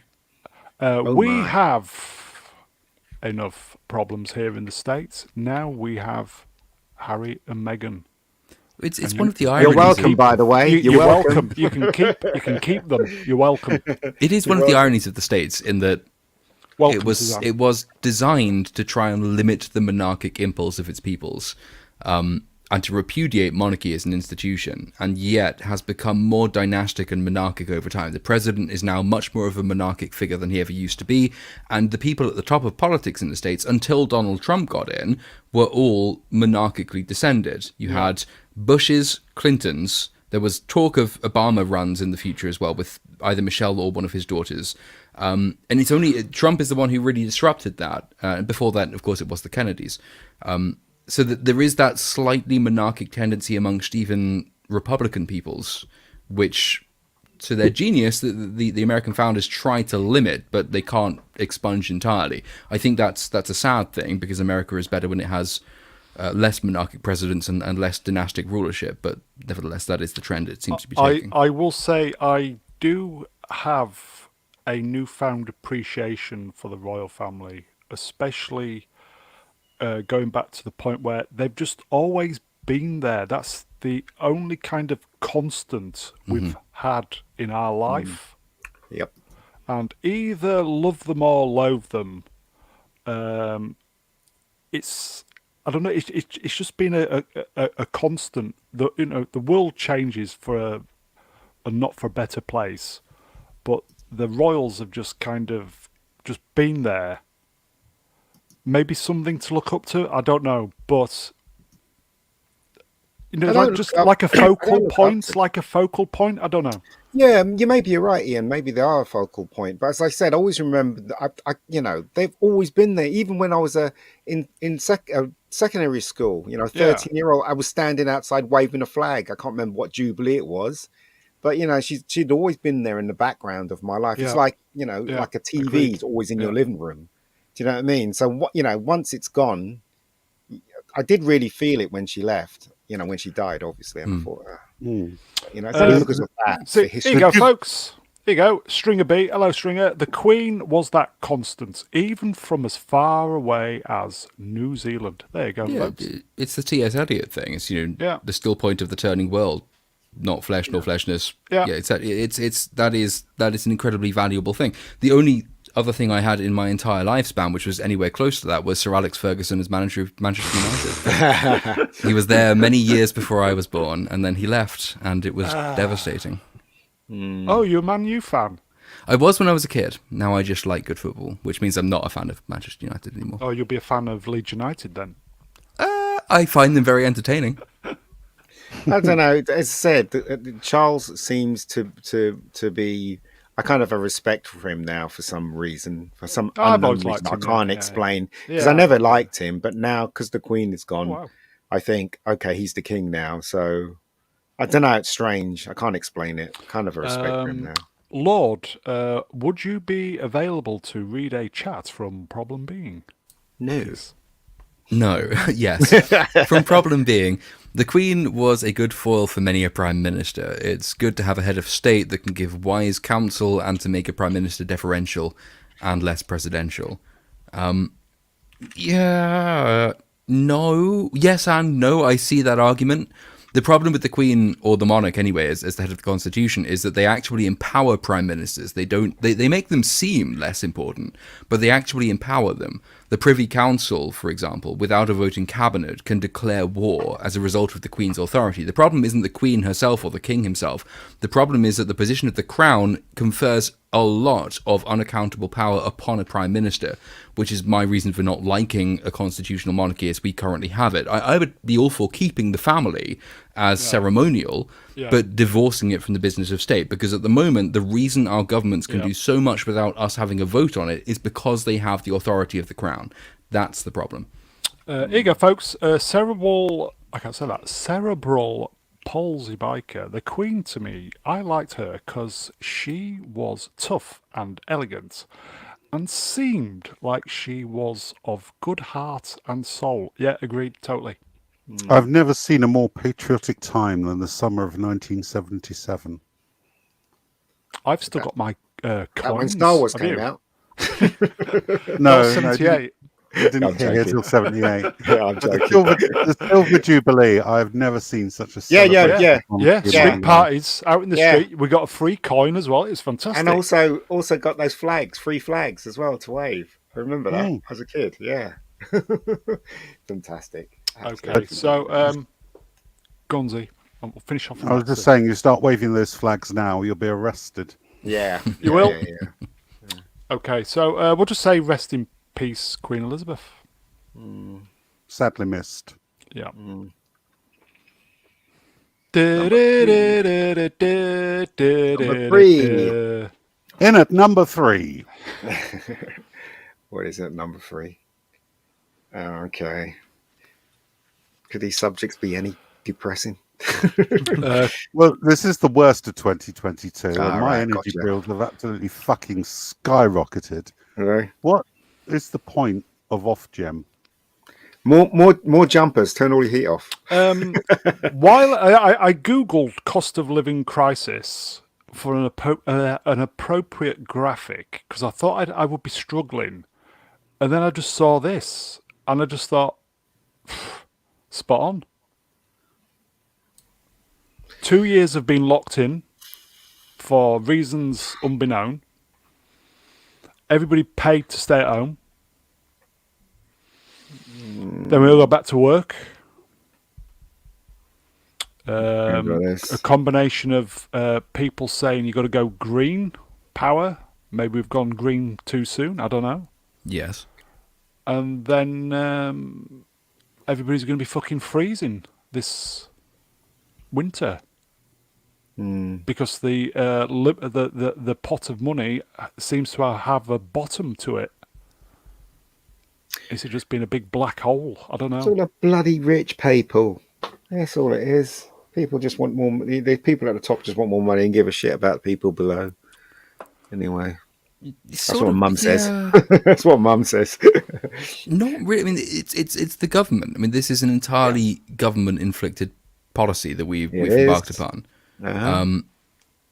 I think Z asked what the point of Ofgem was. There's an energy price cap. There's always been in this country, or at least since the 1950s, I think it was, a price cap on energy. But in the way that the markets work, paradoxically, the price cap is the reason that we have an energy price crisis, because the price cap forces energy companies to charge below the market rate for any given kind of energy. So if the government simultaneously says to an energy company, we want you to come into existence. And so we had a proliferation in the last 20 years of small energy companies, and competition drove prices down. Then the government says, but we really, really, really hate oil, coal, gas and diesel. So we are going to make it as hard as possible for you to actually develop those sources. Well, surprisingly enough, the price of those things increases. However, we rely upon them, and we will always rely upon them because they're actually reliable, unlike wind and solar. The price cap then kicks in. All of these small energy companies, which offered very good rates, have then had to go bankrupt because the price cap stops them from raising prices, which means nobody actually cuts back on their use of energy, which means that everybody runs out, and there's no way for them to get the money back. All the small energy companies fold. Everyone with a contract with those energy companies is left out of pocket and without heating in a large number of cases. That's not the fault really of Ofgem's just doing what it's told to do. It's not the fault of the energy companies because they are just trying to stay afloat, and many of them haven't been able to because of the price cap, which is a government decision, and that's the reason. Saying that, Lord, BP, Centrica and Shell have announced record profits and are using those profits to buy back their own shares. This is not working well out for us at all. Well, no, it's not. But then, why are they able to do that? I mean, one of the reasons they're able to do that is a function of the price cap. It's also because, theoretically at least, we will want them to be investing in new coal, oil, and gas deposits. If we're then telling them that they're not allowed to do that, what else are they going to do with that money? Of course, if the prices rise, the companies make more profit. If you actually break down the figures, though, and learn or figure out how much they are earning after the amount they're spending on reinvestment on existing wells without new ones, you find that this is certainly the case in America, and I'd be surprised if it's not the case in this country. Actually, there is no margin for profit at all. It comes up as profit on the balance sheets because investments, by definition, are a long-term thing. But ultimately, there might be an element of so-called price gouging involved. It's still enabled by the government, which imposes the price cap, which shuts off energy supply, which tells them they're not allowed to invest in new sources of profit. Even so, where are they going to get the money from? These are companies that have to survive. Where I live in Yorkshire, we have we had 3 coal-fired power stations, literally within 30 miles of each other, going along a river. All of those power stations do not burn fossil fuels anymore. One, I think, was converted into a kind of organic matter burning plant. Another one was demolished. And another one was, I think, on renewables. You could see the trains bringing all this kind of, I think maybe green matter or something organic. I can't remember, but it wasn't coal. Homeless people. Probably. The one, it's called Drax Power Station. I think it started burning coal. Drax. That doesn't sound ominous at all. It started burning coal again because of this energy crisis. Drax. Like in James Bond. Yeah. That's where they got the name from, by the way. Do you know what? Right, seriously. Someone's getting rich out of this. It's not us. It's not us. No. Yeah, problem being, yes, lump of green. The words escape me at the moment. Green. It's not us, and there are certainly people at the top of business who will be getting rich as a result of this. But this is not a new phenomenon. If you go back to the late 1970s, and you had the oil price crisis in the US and also in this country, I think, to a degree. And the problem is, if you are going to artificially lower the supply of a product, oil or gas, petrol, whatever, you are going, and you're also going to cap the price of that product, so people will never have to pay more than X amount. You will run out of that thing. What happens when you run out of that thing? Because it's become scarce, the price will go up. Part of the reason oil and gas companies have seemingly made so much profit is that the individual price of, say, a barrel of crude oil has gone up because we are using too much and too little is coming in to supply that. Like the oil crisis of the 70s, that's entirely a result of government policy. Oil companies make more money when there is freely flowing oil. They charge more money and seemingly make more profit if there is not enough supply to meet demand. In the 70s, they imposed price caps. In the 70s, they tried to impose rationing. That drives up the price.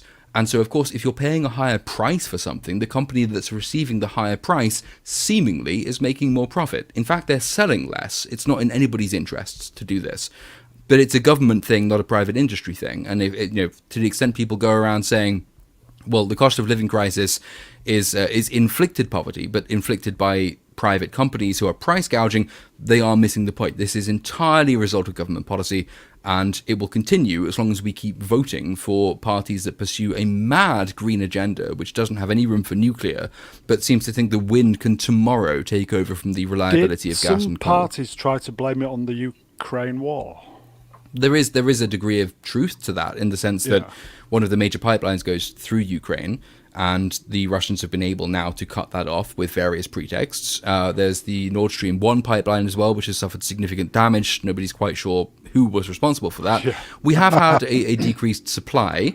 That's more impacting Europe, but then it impacts Germany us because Europe sells on its energy thing. So, for example, we get a huge amount of our power from French nuclear power. But the French have had to sell us more nuclear power because they are getting less gas power. And because they're getting less gas power, the price of nuclear increases for them. They have less to sell, so we have to pay more for it. So, yeah, it's a significant thing. Yes, significantly. There you go, folks. The millionairess, Thunberg. Probably more to blame than even the Ukraine war, I would say, is the green agenda, which is that this is mad idea that you can replace fossil fuels, which are reliable as often as you need them, for as long as you need them, for however long you need them. We can turn those over to a wind power sector, which at its best has given us 27% of our power for a year. But within the space of 2 years, it can go from 27% to 9%, and you cannot sustain an energy grid on this energy policy. It's absolute madness. What if there's no wind? You don't get any power at all. Exactly. Franco Walker, I've been to Drax Power Station, lol. And then, here you go, Mr. Brown Alliance, that's me. Drax burns compressed wood pellets. They also make moonrakers as well. They do? Yeah. They do? Movie Cynic. Hello. You okay? He's not okay because the subjects are depressing. That's why he's not saying anything.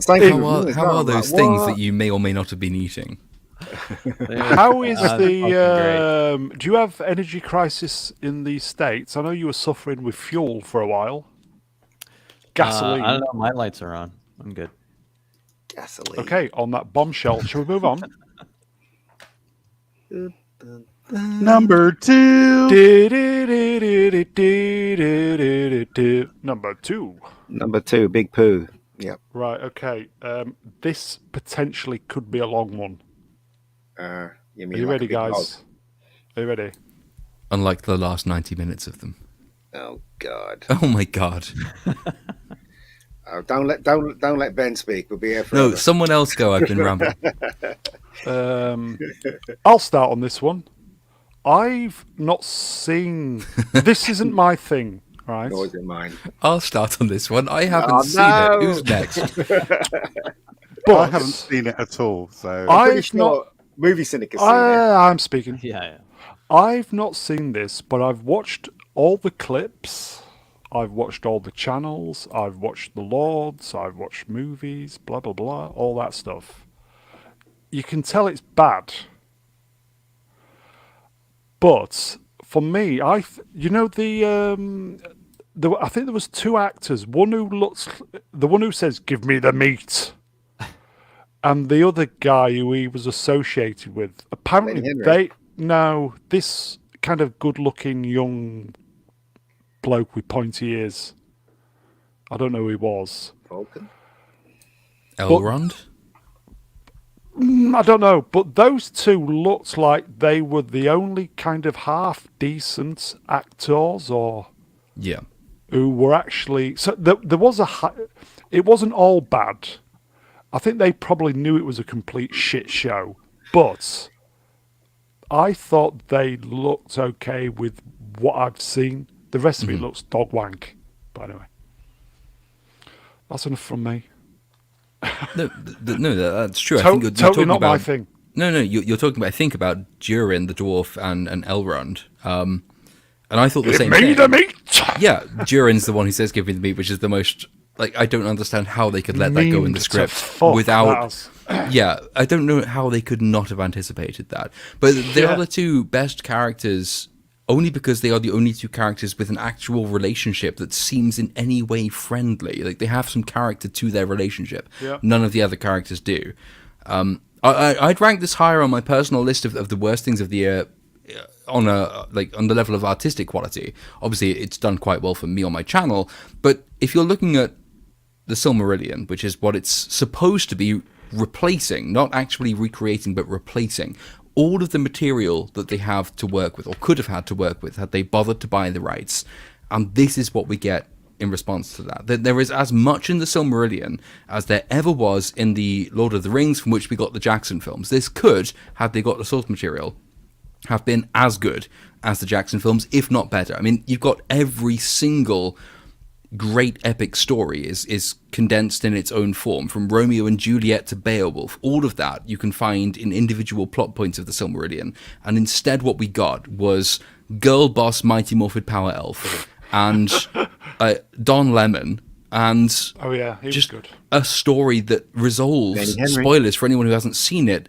We have an origin story for Mount Doom, which is an old guy no one's ever heard of putting a key in the floor, which opens a dam, which turns Mount Doom on. I mean, it's like the most. This is like taking Shakespeare and replacing Shakespeare with whoever the fuck it was who wrote Twilight. I mean, it's just. Told you not to let him. He's off, folks. He's off. It is cultural vandalism, is what it is. That's what we're going to get, and there won't be another one. There will not be another attempt at doing the Silmarillion because this has happened and it failed. And they've spent all their money, and yeah, that's it. That is actually vandalism. To them, it hasn't failed. Would you believe anything they told you? They're going to get all female directors for the next season. Yeah, that will make everything so much better. Exactly. Movie Cynic, are you aware of the Rangs of Power? Yeah, I tortured myself like watching the entire series. What you mean, man? Just one sitting. Yeah, this was who can say it better than Little Platoon about this show in particular. Nobody. I mean, this show was an absolute abomination. It's a travesty. It's everything that I hate about modern day writing, which is the thing that I criticize the most always is just the writing. And it employed every shitty trope that's been big over the past 10, 15 years in writing. So I absolutely hated this thing. There you go. It's terrible. So bombshell is that.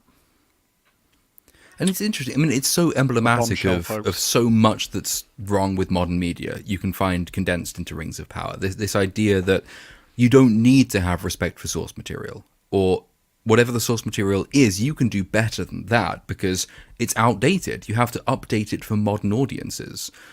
So we have to have Galadriel portrayed as this warrior princess who can do no wrong and who is better than all of the men. And that's the extent of their ideas for their story. I mean, Tolkien invokes high tragedy, high bad reboot, drama. Isn't it, essentially, behind all this? Kind of, yeah. Well, the two showrunners, their only thing was uncredited roles on J.J. Abrams' Star Trek Beyond. Yeah. You can tell from the writing on this show. And it's really, really staggering stuff. I mean, this is, if you're really big on Tolkien, and Tolkien means as much to you. Yeah, yes. I am very. I grew up on this stuff. Yeah. If you're as big on this as you are on Star Wars, Rings of Power is just a prolonged version of The Last Jedi, because we haven't mentioned that yet, so we have to. But it is. It's the antithesis of the high ideals of the thing that birthed it, and this idea of the modern world that the modern world is innately better than everything that came before it. So you shouldn't try to recreate something that was good. You should look at that thing and think, well, it was bad but popular, so we can do it better. Here are our modern ideals. This is our modern take on Tolkien. And this is the result of that. It's absolute vandalism, and the people involved in it should be ashamed, and they should, by rights, never be allowed to work in the media again. But that's not how Hollywood works, so I'm sure they'll be given a very big important role. We're all going to get another 4 seasons of this. I still haven't finished reviewing season 1. I might finally get around to it by the time season 2 comes out in 2 years' time. Contracts have been paid, money's been splashed out. We will get the full seasons, the full 5 seasons. Women directors. Yeah, because the problem with season 1 was that the women weren't strong enough. That's the real problem. Well, I will say, Ian, if the women directors are excellent, and I'm sure there are excellent women directors. Yes, like I'm sure there are excellent women comedians.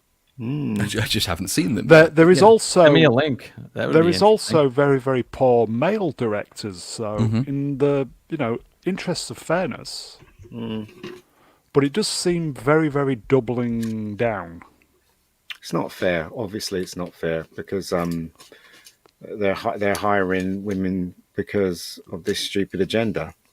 You know, there are a lot of good directors out there that can make shit gold, basically.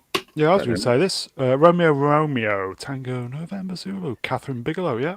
Yeah, she's all right. Wouldn't go. I mean, I think she won an Oscar, didn't she? She's okay. Would you direct an episode, Ian? If they paid me enough, of course. Of course I would. I'm a capitalist. Definitely. Z, thoughts? I haven't watched it. I've watched a lot of videos regarding it, and it's not even worth bothering about, really. Yeah. String of Beat, Hurt Locker, good film. Hurt Locker. Yeah, it's a great film. Yeah, it was good, but there was nothing in it that told me that she was a great director. Do you know what I mean? So anyway, whatever. A chat from Gerald Laboon. Little Platoon's reviews are infinitely more entertaining than the show. And longer. And longer. And longer than the show. And definitely. still not finished. And still not finished. There's about 5 more to come. Yeah. There's a scene in the first episode of this show, and it's really forgettable, but it's super emblematic of the amateur nature of the writing. So when Discount Legolas first appears, he is he's walking into like a bar or whatever, and there are 2 people playing a board game outside, and he taps one on the shoulder and like tells them what the next move should be so that they'll win. And you can kind of sense the writers thinking they're really clever because it's showcasing like what the character is, but all the same, like you're making that character out to be like a fucking asshole, because why would you want your character to be a dick, interrupt someone else's game? It's just like little things like that on top of the massive tropes that are used. It just makes it a constant chore to get through without rolling your eyes throughout the entire show. Everybody involved with this production thought it couldn't fail. Well, that's because they think that the strong woman archetype is a good thing, where it's not. It just embraces all the worst elements of toxic masculinity. Every strong woman leading a series is a complete dick to absolutely everybody. You take a look at Rings of Power, you take a look at Willow, even the Star Wars sequel trilogy. The women in it are just dicks to everyone around them, and I hate them. Do you think Andrew Tate. Do you think with all the interviews we've seen after it's been aired, everybody they know it's been slated, but they're just saving face? No, the real reason is you're a toxic male and you hate it because you're. Oh, it's my fault. Yeah, you're an isternophobe. Oh, okay. Is that you heard it first, folks? It's our fault. Yeah, we don't like these people do genuinely believe that. So, The Witcher Blood Origin, which is the one that's out at the moment, which is, I think, as we discussed on the last stream, it's Netflix's worst rated thing on audience score. You had client media, and they are client media because so often they are paid by big studios to write these articles. It was it Screen Rant? Something that might not have been Screen Rant, but someone like Screen Rant did an article saying, it might be CBR saying, we went through all of these 1-star reviews and we found that the people in there expressed problematic ideas about women and race and sexuality. So it's like nothing to do with the quality of the film, but they don't agree with my preconceived notions of what society should be. Therefore, their criticism of the work of art is invalid. And that's absolute cancer. But I don't doubt that the people involved in Rings of Power are of that mindset. They think the same thing. Or maybe you're just a bigot, Lord. I mean, I am. He's adjacent. I know that. Is a shoo-in for adjacent. Yeah, well, I'm here, aren't I? Yes. It's not going to get any better, is it? Well, no, but on the bright side, it is making a lot of money for YouTube. For the Lord, yes. It is. It did well for me. But the creators said, in season 2 we're going to give the fans the story they thought they were going to get in season 1. And it's like, well, why didn't you just give it to us then, you absolute Well, they're not going to do twats? that, are they? No. They're not going to do that. You know they're not going to do that. So I wouldn't. I understand why you guys would watch the second season, but I don't understand why other people would watch it. In fact, actually, no. I know a couple of people that actually like this. Yeah. Well, good for them if they like. Did they ever say? Did they ever say why they liked it? Well, one of them was a doctor. When I went in, because I had a bad knee, so he was looking at my knee and he was saying, "Oh, we've been watching anything?" And I said, "No." And he goes, "Oh, I watched that Rings of Power." And he goes, "It was all right. It wasn't like the books, but it was okay." That's what he said. Mm-hmm. And he's a normie, right? So yeah, that's what I'm saying. There's loads of normies out there watching shit like this. Basically, they don't know any better, do they? They don't know any better. Okay. Before we move on, then, was there anything good about this program? It looked pretty. That's it. Oh, I don't know. It looked. Some of it did look pretty. Some of it, but there's a lot of cheapness that sneaks into that as well. It doesn't even look as good as a. It's £1 billion spent on this. You would expect it to look better, I think, than it did. Was it something like 60 million per episode? Yeah, it must be around that. The bit in the trailer where she like puts the knife in the mountain and she looks up, that you can tell that's all cartoon. So it's cartoon. There's a lot of that in there. There's a lot of shots that you can tell have been green screened onto practical sets, for example. It doesn't look as good as it should. I love it when I say something and it triggers the lurkers. I love it. What the lurkers say? There you go. Silence 0123. Hello. Concept art was good. Oh, well, that's like the Book of Boba Fett. The Book of Boba Fett, the concept art was lovely, but the show was terrible. One of the highlights of each episode was watching the concept art at the end. Yeah. I think we were specifically going to do a stream just for the concept art, but then we just didn't bother. So anyway. I will say one thing for this show is that because the source material is what it is, and because it is so good, this is not just me shilling for my channel, but I kind of. It's also you can compare the two, right? You can look at Rings of Power and you can read the original works, and you can tease out of that the fundamentals of what makes for good writing, good world building, and good characters. That's quite a useful thing. There are lots of YouTubers who I watch, and some of them I've met, and I like them. But they will only just shout about how they hate the thing. I think if you really want to, you can use Rings of Power as a pretty good educational tool. You can say, this is what Rings of Power gave us. This is the thing it should have given us. What is the difference between those two things? Why is what Tolkien did so much better than what Rings of Power did? And how, if you want to create anything yourself, can you take the lessons from that difference and create better?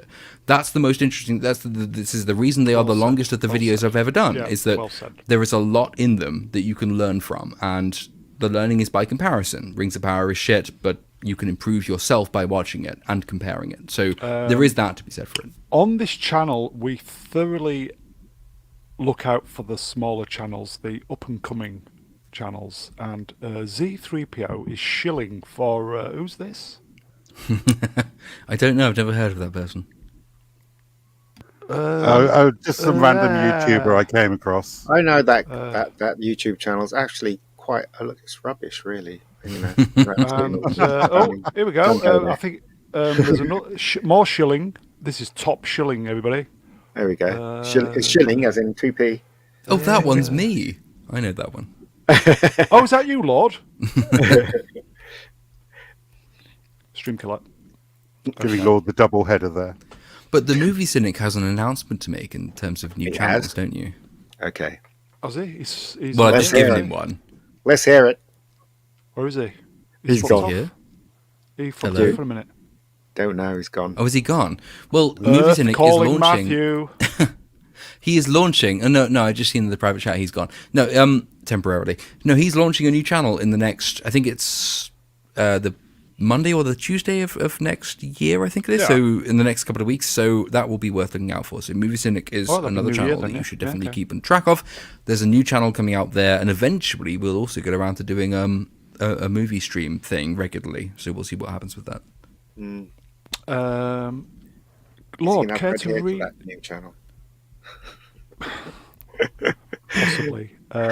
Care to read Romeo Tango November Zulu's super chat, please? I can. I should just say, being not as much of a professional at this as you are, I of course chose the moment when the person I'm plugging isn't here to plug them. But yes, I can read the super chat. Well, he can watch it on the rerun. He's back anyway. He's back. Oh, he's back now. I am here. There you go. No, I was just trying to, like, anyway. I will just say, you know what the secret of comedy is, don't you, Matthew? What's that, Mr. Brown? The secret of comedy is fucking off when we're plugging your new channel. Oh shit! Yeah, I was trying to plug your channel, and then I saw that you had BRB'd. Do you want to plug your channel before we move on to the super chat? No, we've passed that. Go on, read the super chat. Fuck him. Okay. From Romeo Tango N-word Zeta for $5 New Zealand, which I don't know what that is in real money, but I'm assuming it's good. When Galadriel cried, "I can do this all day," and killed Darth Vader with Excalibur, and now the chat's gone, so I can't. Oh, sorry. Talk about being professional. Boomer. There you go. Boomer. When Galadriel cried, "I can do this all day," and killed Darth Vader with Excalibur to save Narnia from the Cylons, I wept with joy, as did I. We got there in the end. Yes, like when she slayed the trolls, screaming, "It's Morbin time!" Brilliant. Shall stuff. we move on from this then? Well, Movie Cynic, would you like to plug your channel briefly better? Your second channel, upcoming, better than I just did. Yeah. Thank you, by the way. You're welcome. No, I am going to be launching a second channel on Tuesday. Is the day. See you next Tuesday. Yes. Yeah, that's right. Brilliant. I'm giving everyone till the 2nd because everyone's going to be recovering on Monday and Sunday, so I get it. But no, the second channel will have. I'm going to be doing retro reviews, some experimental shit. Who knows? Some weird, funky stuff for everybody. But no, retro reviews are the thing. Archives for live shows, clips to condense them. But yeah, it's gonna be all the stuff that isn't mainstream. I'm gonna do all kinds of reviews. And are you going to be doing anything that's good? I mean, most good reviews will probably be dropped there. Well, if you want to argue with someone about stuff, just give me a buzz. I will say we should rotate these live streams between the channels, see what happens. I think that'll be fun. Yeah. Anyway. Okay, shall we move on? That was number 2. I know. This had better be good. You build this as the worst thing of the year of shit things, so I'm really interested to see what you picked. It's that badly animated green bitch, isn't it? So, okay, shall we do some guesses? What a Z, surprise. green bitch. Yeah, green bitch. Blue bitch, what do you think? Oh.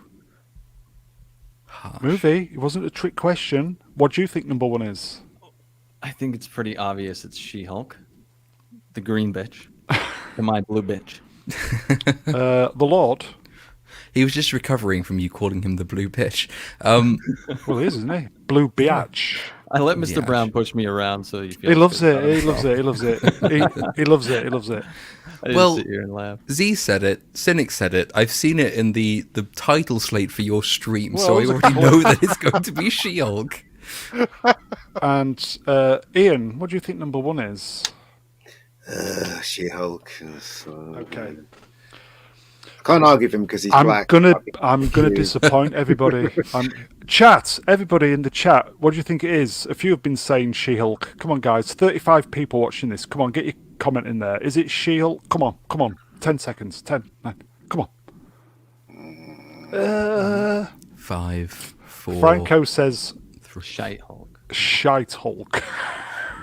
Andy Mouse says, "Did he put it in the thumbnail?" Yes, he did. Some people are saying Silent Avatar. I've not seen it, so I can't really. I could have nominated either of those, Avatar and Willow. I think I hate more than She-Hulk. And Kenobi. And Kenobi, my God, yes. Okay, see, you guys are just. You will understand the logic now. right? It would have been very easy just to put one specific item on this. It's a multimedia medley. Is it everything Disney? else that came out? Because the one previous where it was Amazon, obviously that's a big company, but that was kind of the standout one for them, wasn't it? I don't think anybody else could say, "Oh, well, that was shit." Blah, blah, blah. It's just that everybody would just go, "Bang, Rings of Power," right? So here we go, folks. So it kind of encapsulates everything that's been bad. So Z, you were spot on, mate. It is Disney. Absolutely everything they touch turns to rubbish. Absolutely everything, even their own stuff. You know, I haven't even watched Strange. I haven't watched Strange Worlds. I'm not going to. I'm not going to bother because the reviews are just crap. It's just not worth my time. You forgot to put the BBC in there because Disney owns part of Doctor Who now. So but then we've got Marvel in there as well, who gave us diarrhea like the Multiverse of Madness, and Star Wars Kenobi was pretty. No, everything about Disney is rubbish. See, even their parks. Yeah, we could have literally just done a top 10 of worst Marvel films this year or Marvel products, but no, this is good. This subverted my expectations. I didn't consider the meta question, but actually, with the exception of Rings of Power, the worst media I've seen this year has all come from Disney. So Kenobi, Boba Fett, you've had what else has come out? Everything from Marvel has been shit in Phase 4, and Willow, of course, and National Treasure, I think, is Disney as well. 20th Century is what you call it, Avatar. Avatar is Fox, yeah, of course it is, yeah. You've got their live-action adaptation of Pinocchio, Lightyear, which went absolutely nowhere. Yeah, Lightyear, yeah. Thor: Love and Thunder, The Godforsaken Turning Red, which is the only Pixar movie that I've stopped watching. I reviewed that movie and never released it. Yeah, here you go, folks. I forgot about that. New to the channel. Hello, Sam Adams, and it makes sense. Since I think it's meant to say since Disney owns everything. Yes, as I said, we could have just done a top 10, just Disney shite. But this is a genius answer. You've encapsulated almost every aspect of bad media this year, and it's all Disney. Yeah. Well done, Disney. To put Halloween ends not well done, mate. Well done you for choosing Disney. I think we had this in last year's show. I think there were. I think for all the same reasons. I think there were about 5 or 6 or 7 from last year's top 10, whereas they've done well this year and they've gone to the number 1 spot. That is quite impressive. I wouldn't want to cast aspersions on National Geographic though, because I haven't seen anything they've done. I used think to like a documentary is a documentary, isn't it? Yeah, true. Hulu, I will say Hulu brought the Orville out, but even the Orville, and we called this out, even the Orville was woke, but I think people genuinely turned a blind eye to it.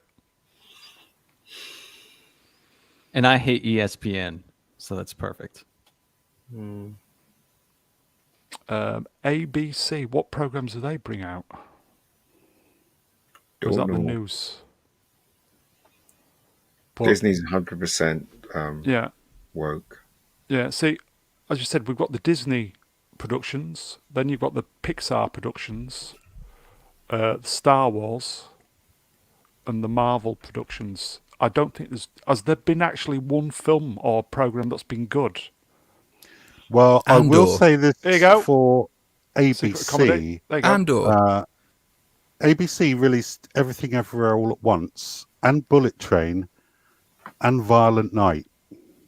Oh. Okay. So they do have some absolute gems out this year. Okay. Violent Night was woke. Yeah, but it was fun. It was. Andor was boring. Not according to Romeo, best Disney show of the year. Well, I agree. He's entitled to his opinion, and so is Ben as well. He's entitled to his opinion. He's wrong, but he's entitled. There you to go. his Did opinion. we? No, Have, I'm not saying that. did Alien? Predator drop this year? Was that this year?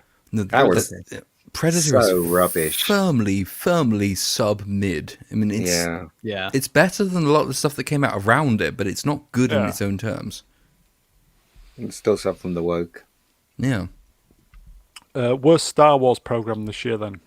Oh, Kenobi. All of them. Yeah, it was very disappointing. It did Kenobi for what? Like, I'm a big believer in disappointment scales with the potential that's being wasted, and so I think Kenobi has to be the worst because there's so much you could have done with that, and they didn't.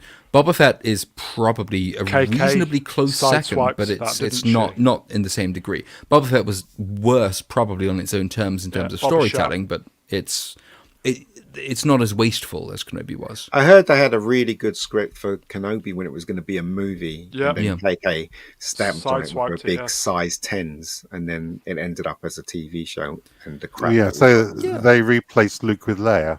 Yeah. And it made me hate Princess Leia. Well done. Here you go, Atom Gray. Kenobi may be the greatest letdown in modern media. Well, yeah, because part of what they seem to want to do is to really build out this mid-Empire era. So pre A New Hope, but post Revenge of the Sith. If you wanted to have an actor age into the role that we all know him as, you wanted an Obi-Wan Kenobi who aged into his role as Alec Guinness.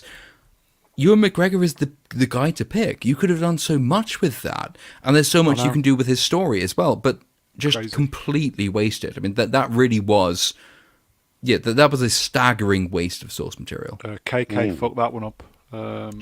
Jake Kenobi. Yeah. Okay, right. Marvel worst. All of Phase 4. I've not seen any of the movies. The only redeeming one I would say is No Way Home, which I really enjoyed. Yeah. That's not really necessarily. That's Sony. No, that's Sony, yeah. Sony. It's not really necessarily. And that was last year as well. Yeah. All right, get her. Get you? Put your handbag away, love. Yeah, Marvel is complete shit right across the board now. It really is. There's nothing redeeming about any of the shows at all that comes from Marvel because it's not owned by. Marvel started off as an independent production company, and they were pretty much doing exactly what the comics had. Why the comics are famous, and now Disney's taken over. It's just all turned to shit, isn't it? So. Here you go, folks. We'll throw a question out to you. Sam Adams, honest question. How long do you think this shit content will be remembered in later years? They'll be remembered as shit content. They'll remember as shit content. It'll be forgotten by me by tomorrow, but panel? Yeah. It'll be just like, Sylvester McCoy as the Doctor. Everybody will turn around, because he was crap. So hey, everything Marvel kicks out is crap. So that's what's going to be remembered. I'll just say to Sam, it's frustrating because, as I've said many times, with the Marvel stuff, it was event cinema. I would go, travel to my friend, miles away, and visit him on the weekend because he was into the Marvel. I was into it, and it was an event. Something to look forward to. I've not seen any of the new ones because they're all dog shite. Marvel is a boy's own thing. It always has been and always will be. To turn it into a girl's thing now is it's stupid because girls are not really into this stuff. I can honestly, truly say, and if Matt Cat was here, that most little girls are into princesses and pink dresses and all that stuff. They definitely are, and trying to force this crap that down their throats. It's not going to work because instinctively that's not what they're into. Do you know what I mean? So anyway, whatever.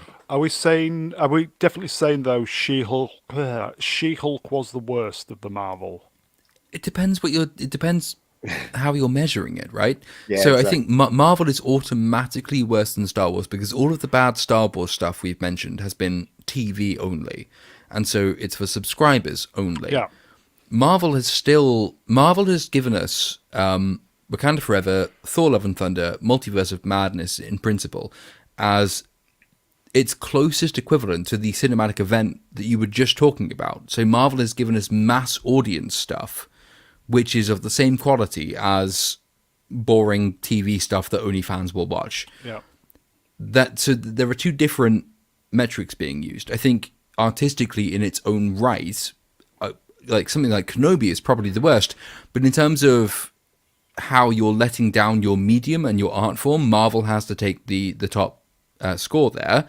And of those films, I would say probably Thor: Love and Thunder is worse than the rest. But movie, your low light of these for this year, would you say? The Marvel stuff? Well, I guess I have to look at it in two different ways: anticipation and just objective, horrible quality. Yeah. I think Doctor Strange 2 was probably my biggest letdown because it truly was awful, and I really was looking forward to it, especially off the back of No Way Home, which just kind of also makes me think of how incredible just 1 year of shitty product, the level of harm it can do to a brand. Because just a year ago, I was like, oh, maybe the MCU will get it straightened out. A couple bad movies, whatever. Yeah, agreed. And then this entire year has been horrible. And objectively, She-Hulk is the worst product they have put out. It's been, like I was saying earlier in the stream, I think that more people actually got satisfaction watching YouTube videos, and I mean literally more people than actually watch the show. Agreed. Yeah. Z, your low light? Well, She-Hulk was the most terrible thing I've ever watched this year, without exception.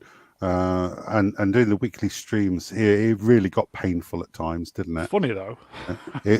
A lot of the time I was just sitting here chatting away, wishing I was slitting at my wrist with a rusty butter knife. It's so bad. Jeez. But I think the one that's caused the most damage is probably Doctor Strange and the Multiverse of Madness. yeah, Where he was just a vehicle going from place to place, and I know nothing about, or as Little Platoon would call her, Chipotle Chavez or whatever her name is. Deep cut, dude. Yeah. who just appeared to be a human MacGuffin for the entire movie, and everything. She saved everybody, didn't she, at the end? Then. Oh my God! And everybody's still going mad. I do not understand the mentality of some people on Twitter where they'll stand for Amber Heard despite everything she's done, or go, "Wonder is the best, most fantastic." Mate, she enslaved an entire town of people, tortured them, and then systematically killed people don't across know the what multiverse. you went through. And also killed loads of people in the movie as well, didn't she? Yeah. She killed hundreds. She's fucking mental. So I think it was in one of these streams as well that we were talking about months and months ago, before Multiverse and Thor: Love and Thunder came out. We were talking about which would be the biggest, or which should be the biggest. And excuse me, I think I said at the time, the one with the most potential, the one that's most important, was Multiverse of Madness. Thor: Love and Thunder is just another Thor story, but Multiverse of Madness is, or was, this opportunity to, if you need to restock your character roster, that's the time to do it, right? You have a multiverse, you can bring in people from other universes. That's the time when you restock your roster. There's more at stake there. I don't think anyone predicted that they would do that only to kill off every single one of the characters they introduced because Wanda is a badass. Like, I don't think anyone predicted that. That was astonishingly wasteful. Well, when you saw the clip at the end and you saw her, and you're thinking, you thought to yourself, oh, they're going to make her good now, aren't they? But they couldn't make her good, because then if they made her good, what they would be really saying is that TV show, that when she was in a TV show, she was bad. And they can never say a woman is bad in a Marvel universe, ever. So they made her still bad, but they made her one of the people that saved everything at the ending. So, ironically, probably the only female character in the MCU who I felt had earned her stripes, no pun intended, was it?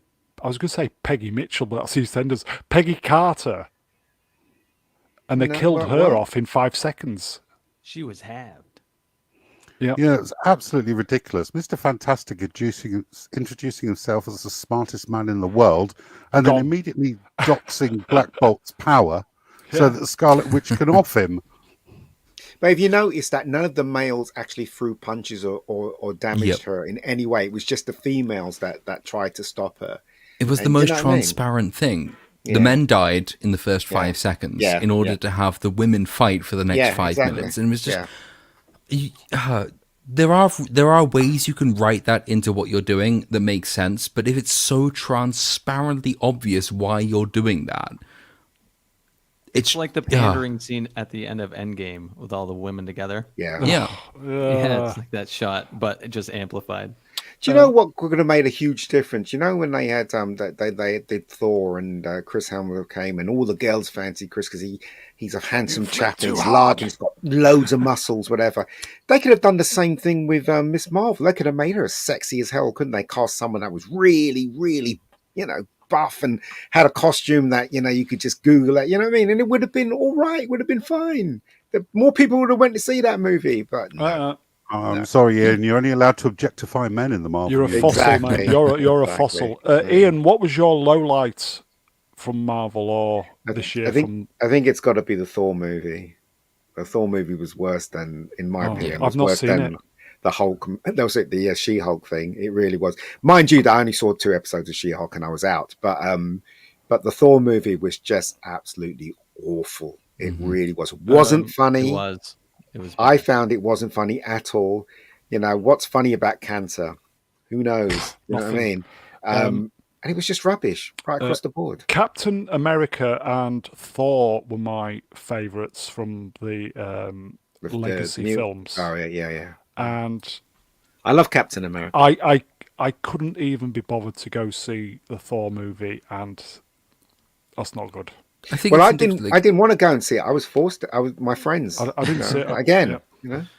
I've got two. I've got 2 1 million plus views videos on YouTube, and one of them is Thor: Love and Thunder, and the other one is She-Hulk. And I take that as indicative, right?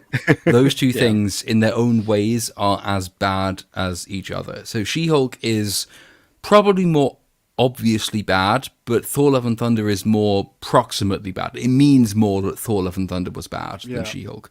She-Hulk, everyone loved to hate, but Thor, people really wanted that. He didn't even win at the end. What is this thing about men not winning at the end? James Bond dies. Thor doesn't even win at the end of that. Yeah. What is it? Batman doesn't win at the end of the Batman. None of the heroes that was weird. Achieve anything. Yeah. I still think one of the major things that this, besides all the things we've talked about, the identity politics, everything that they do, I think the worst part is they had, I think, like a central figurehead like Tony Stark was key to the first 3 phases success. And they had the blueprint right in front of them. Like you have Spider-Man, and everyone loves Benedict Cumberbatch, and like he seemed like he would be a perfect replacement as that centerpiece. And you still had Thor, and it's like, okay, well, Phase 4 set up pretty well with some anchor films, and they absolutely blew it. Ironheart now, mate. They didn't have to. Like the path was directly in front of them, and they decided to go the routes that they took. Chose poorly. Silent 0123 asked the question: when did Disney become so bad? Could you possibly give me an estimate of when it year? When Disney bought them. Yeah, Marvel got bad when Disney brought them. Feige was all for doing the comics like the comics of when they were selling. He was all for that when he started. He was a different man when he started. He was responsible for getting Marvel on track. And, he achieved amazing. He had amazing results and made history with those films. And then when Disney stepped into the fray, he suddenly got his balls cut off. Yeah. And he suddenly, Anyway, whatever. Such is life. Nothing to look forward to, guys. Not next year, that's for sure. Well, Captain, what, the Marvels? You guys aren't stoked? Anything? Is there anything to? I know you guys are going to do well, but anything? It'll be good. When is the next Dune film coming out? That's next November. Okay, I'm looking forward to that. I'm looking forward to it as well. Yes. I didn't like it, but hey, that's just me. Oh no, I thought it was deeply flawed, but compared to everything else that came out that year, at least I think the heart was at least in the right place. Yeah. It still wanted to be a serious story. I think there were deep flaws with the way it went about it, but it's still quite clearly something that wants to do justice to its source material and to tell a real proper story for a change. So I'm hoping it will improve upon the first one, but there is something to improve upon. So therefore, that's the one I'm looking forward to. Okay. There's a film with Tom Hanks that's coming out, which looks quite interesting. Or is it Mr. Otter? It's called, or something like that. I think I'll go and watch that in the cinema because I like Tom Hanks. But that's the only thing I can think of, really. So, guys, that is numero uno, number one. It would have been easy just to do She-Hulk. I bet everybody else does. But when you think about it, that's just the spearhead of this shite. Yeah, you chose wisely. Well, we have got Guardians of the Galaxy 3 coming out next year, haven't we? Mm-hmm.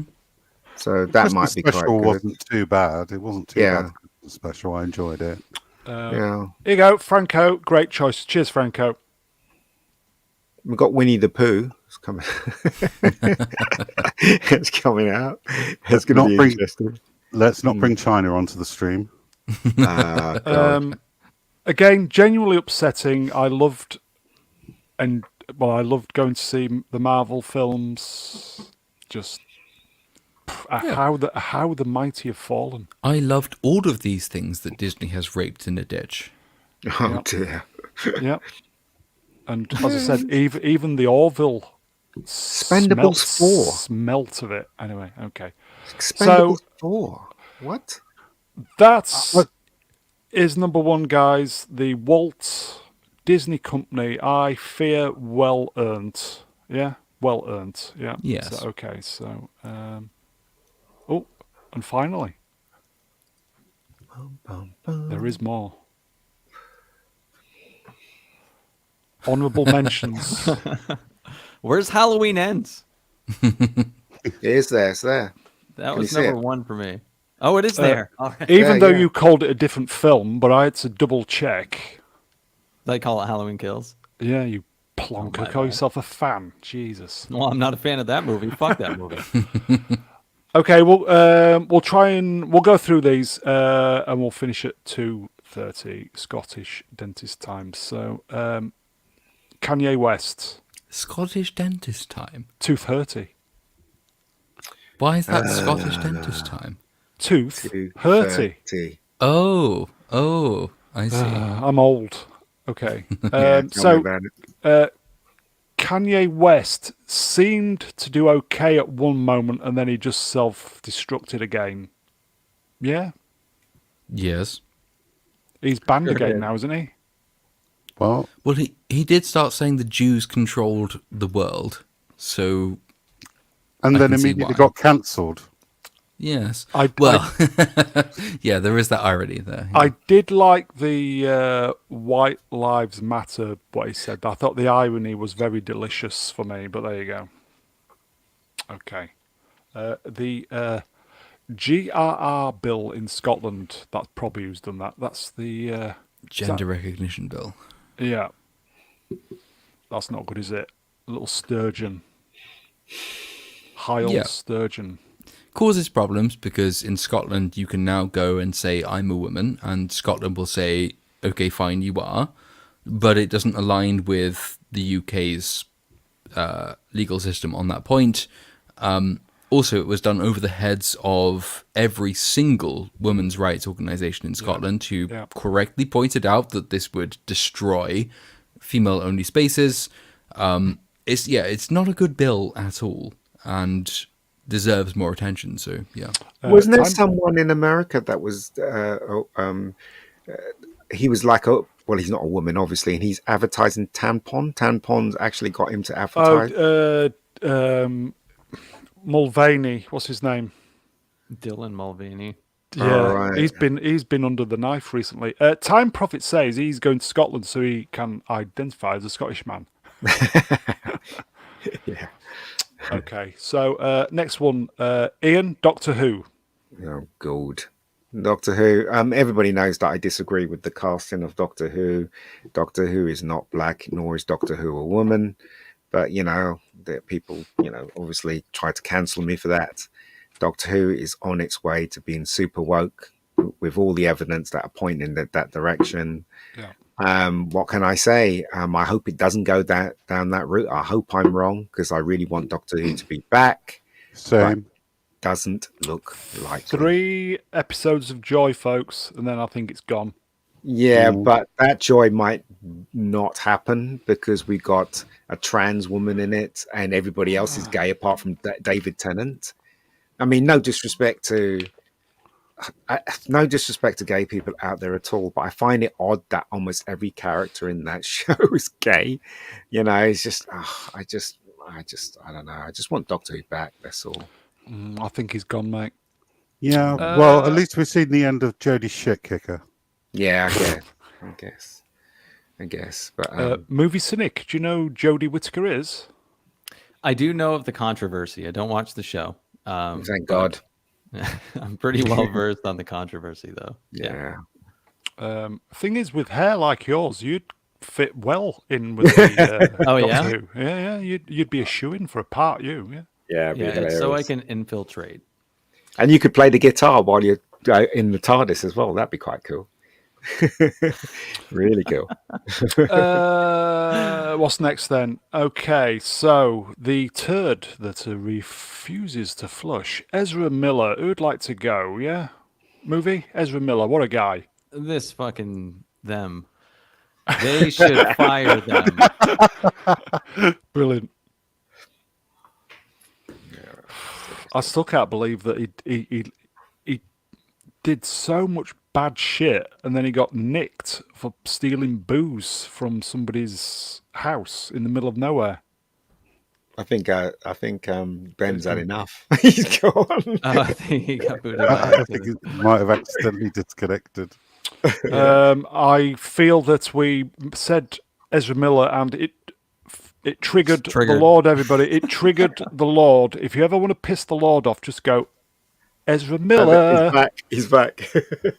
I was so mad that I smacked my keyboard in frustration and somehow contrived to log off. But Ezra Miller. Ezra Miller. What about him? Exactly. What Next about one, them, you mean? Quantum Leap. Anybody see that? That was No, fucking god awful. It is. Dan loves it though. I just think it's rubbish. I saw 2 episodes. That was enough for me. Yeah, it really was. Dan's incredibly optimistic about most things, though. Isn't He is. He is. I mean, God bless him. him.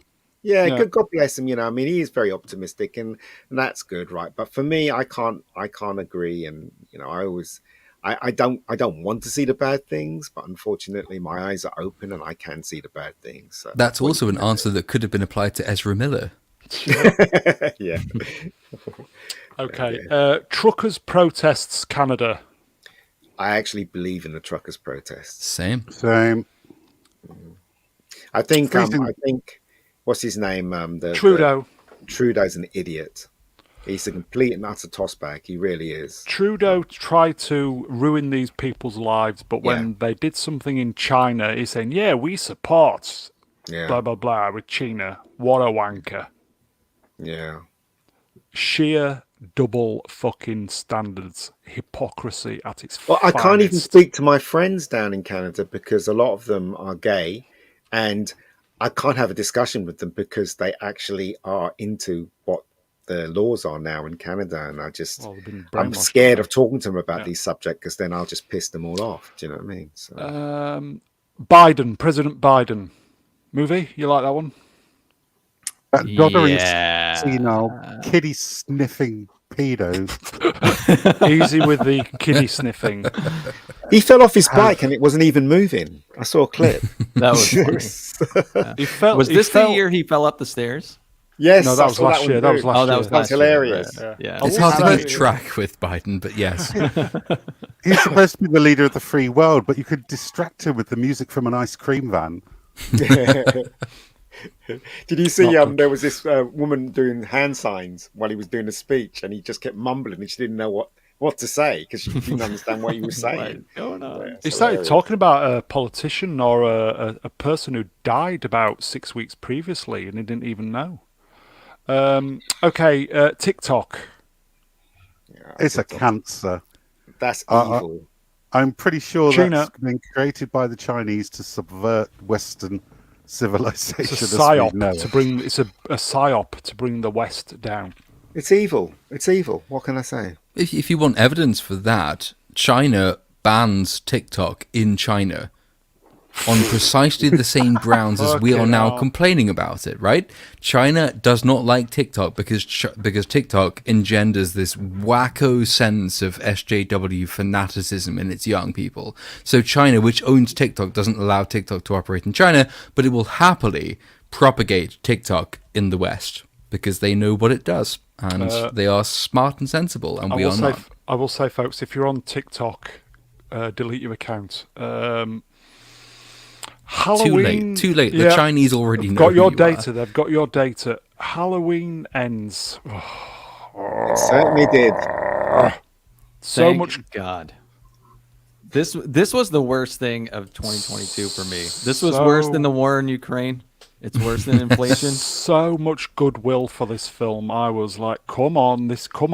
Yeah. I still haven't seen it, and I love Halloween. So tell me why Halloween Ends sucks. Halloween Ends sucks because Michael Myers is, after what they've set up, he's essentially not in the movie, and is kind of replaced by another character.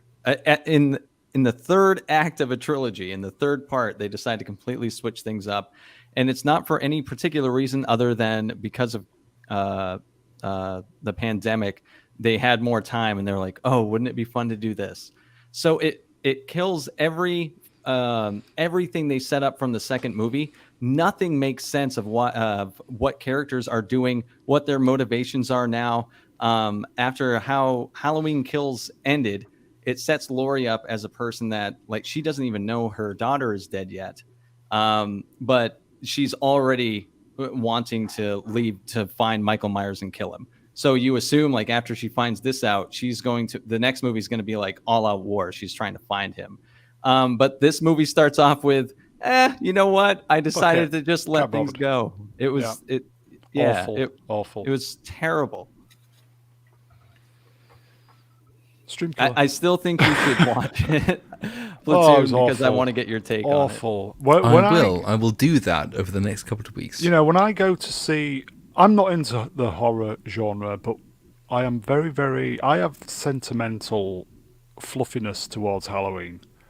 And when we go to see Halloween, I don't go I know it's bad to say, I don't go for the story. I go to see Michael Myers doing what Michael Myers does. Right.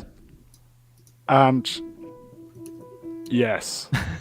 Yeah. And Jamie Lee Curtis, you should be ashamed of yourself. Anyway. Was she responsible for it? Of course she was. She had a major role in doing this. She helped produce it and everything. So she signed off on this. I don't understand why. I think there was somebody had set up a petition to get it remade, or just like get rid of it entirely. Yeah, just like get it Halloween remade. Kills was the end. Michael wins. You had a captive audience. We were wanting this to be fucking fantastic, and here you go. Interesting. Here you go, folks. Atom Gray. So expectations. I mean, subverted, fair enough. And then some. Okay. Whoopi Goldberg. Noe. Was Whoopi Goldberg in the last? Was she in the last Picard thing? Yes. Yep. Oh, right.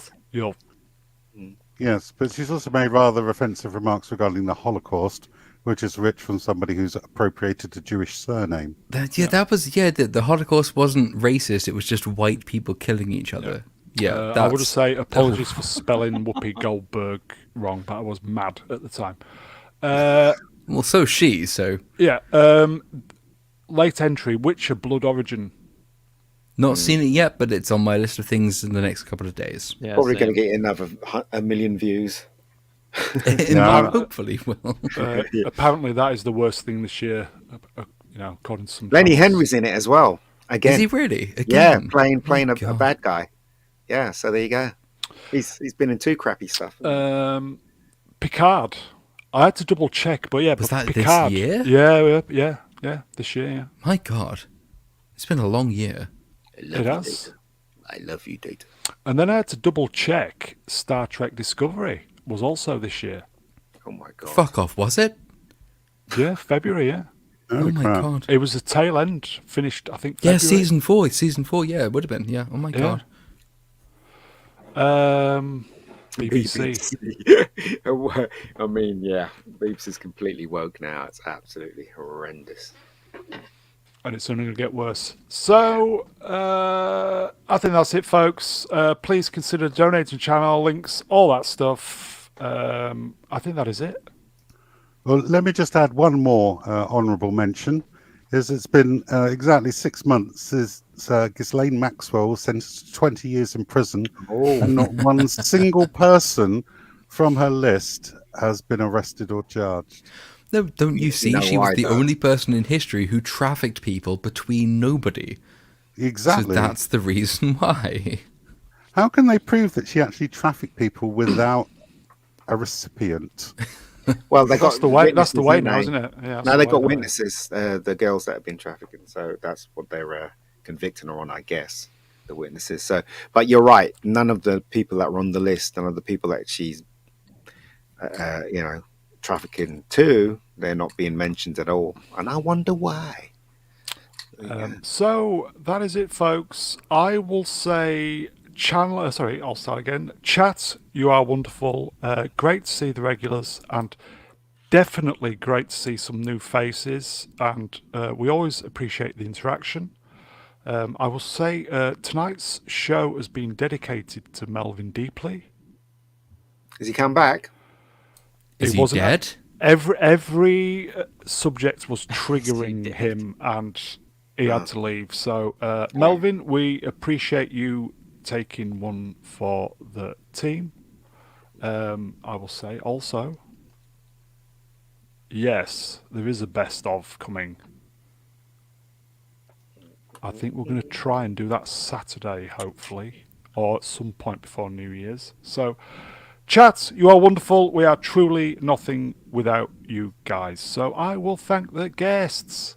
Zee-ThreePIO. Thank you, sir. Oh, always a pleasure, sir. And remember, tonight's show was brought to you by the letters SJW and by the number 4.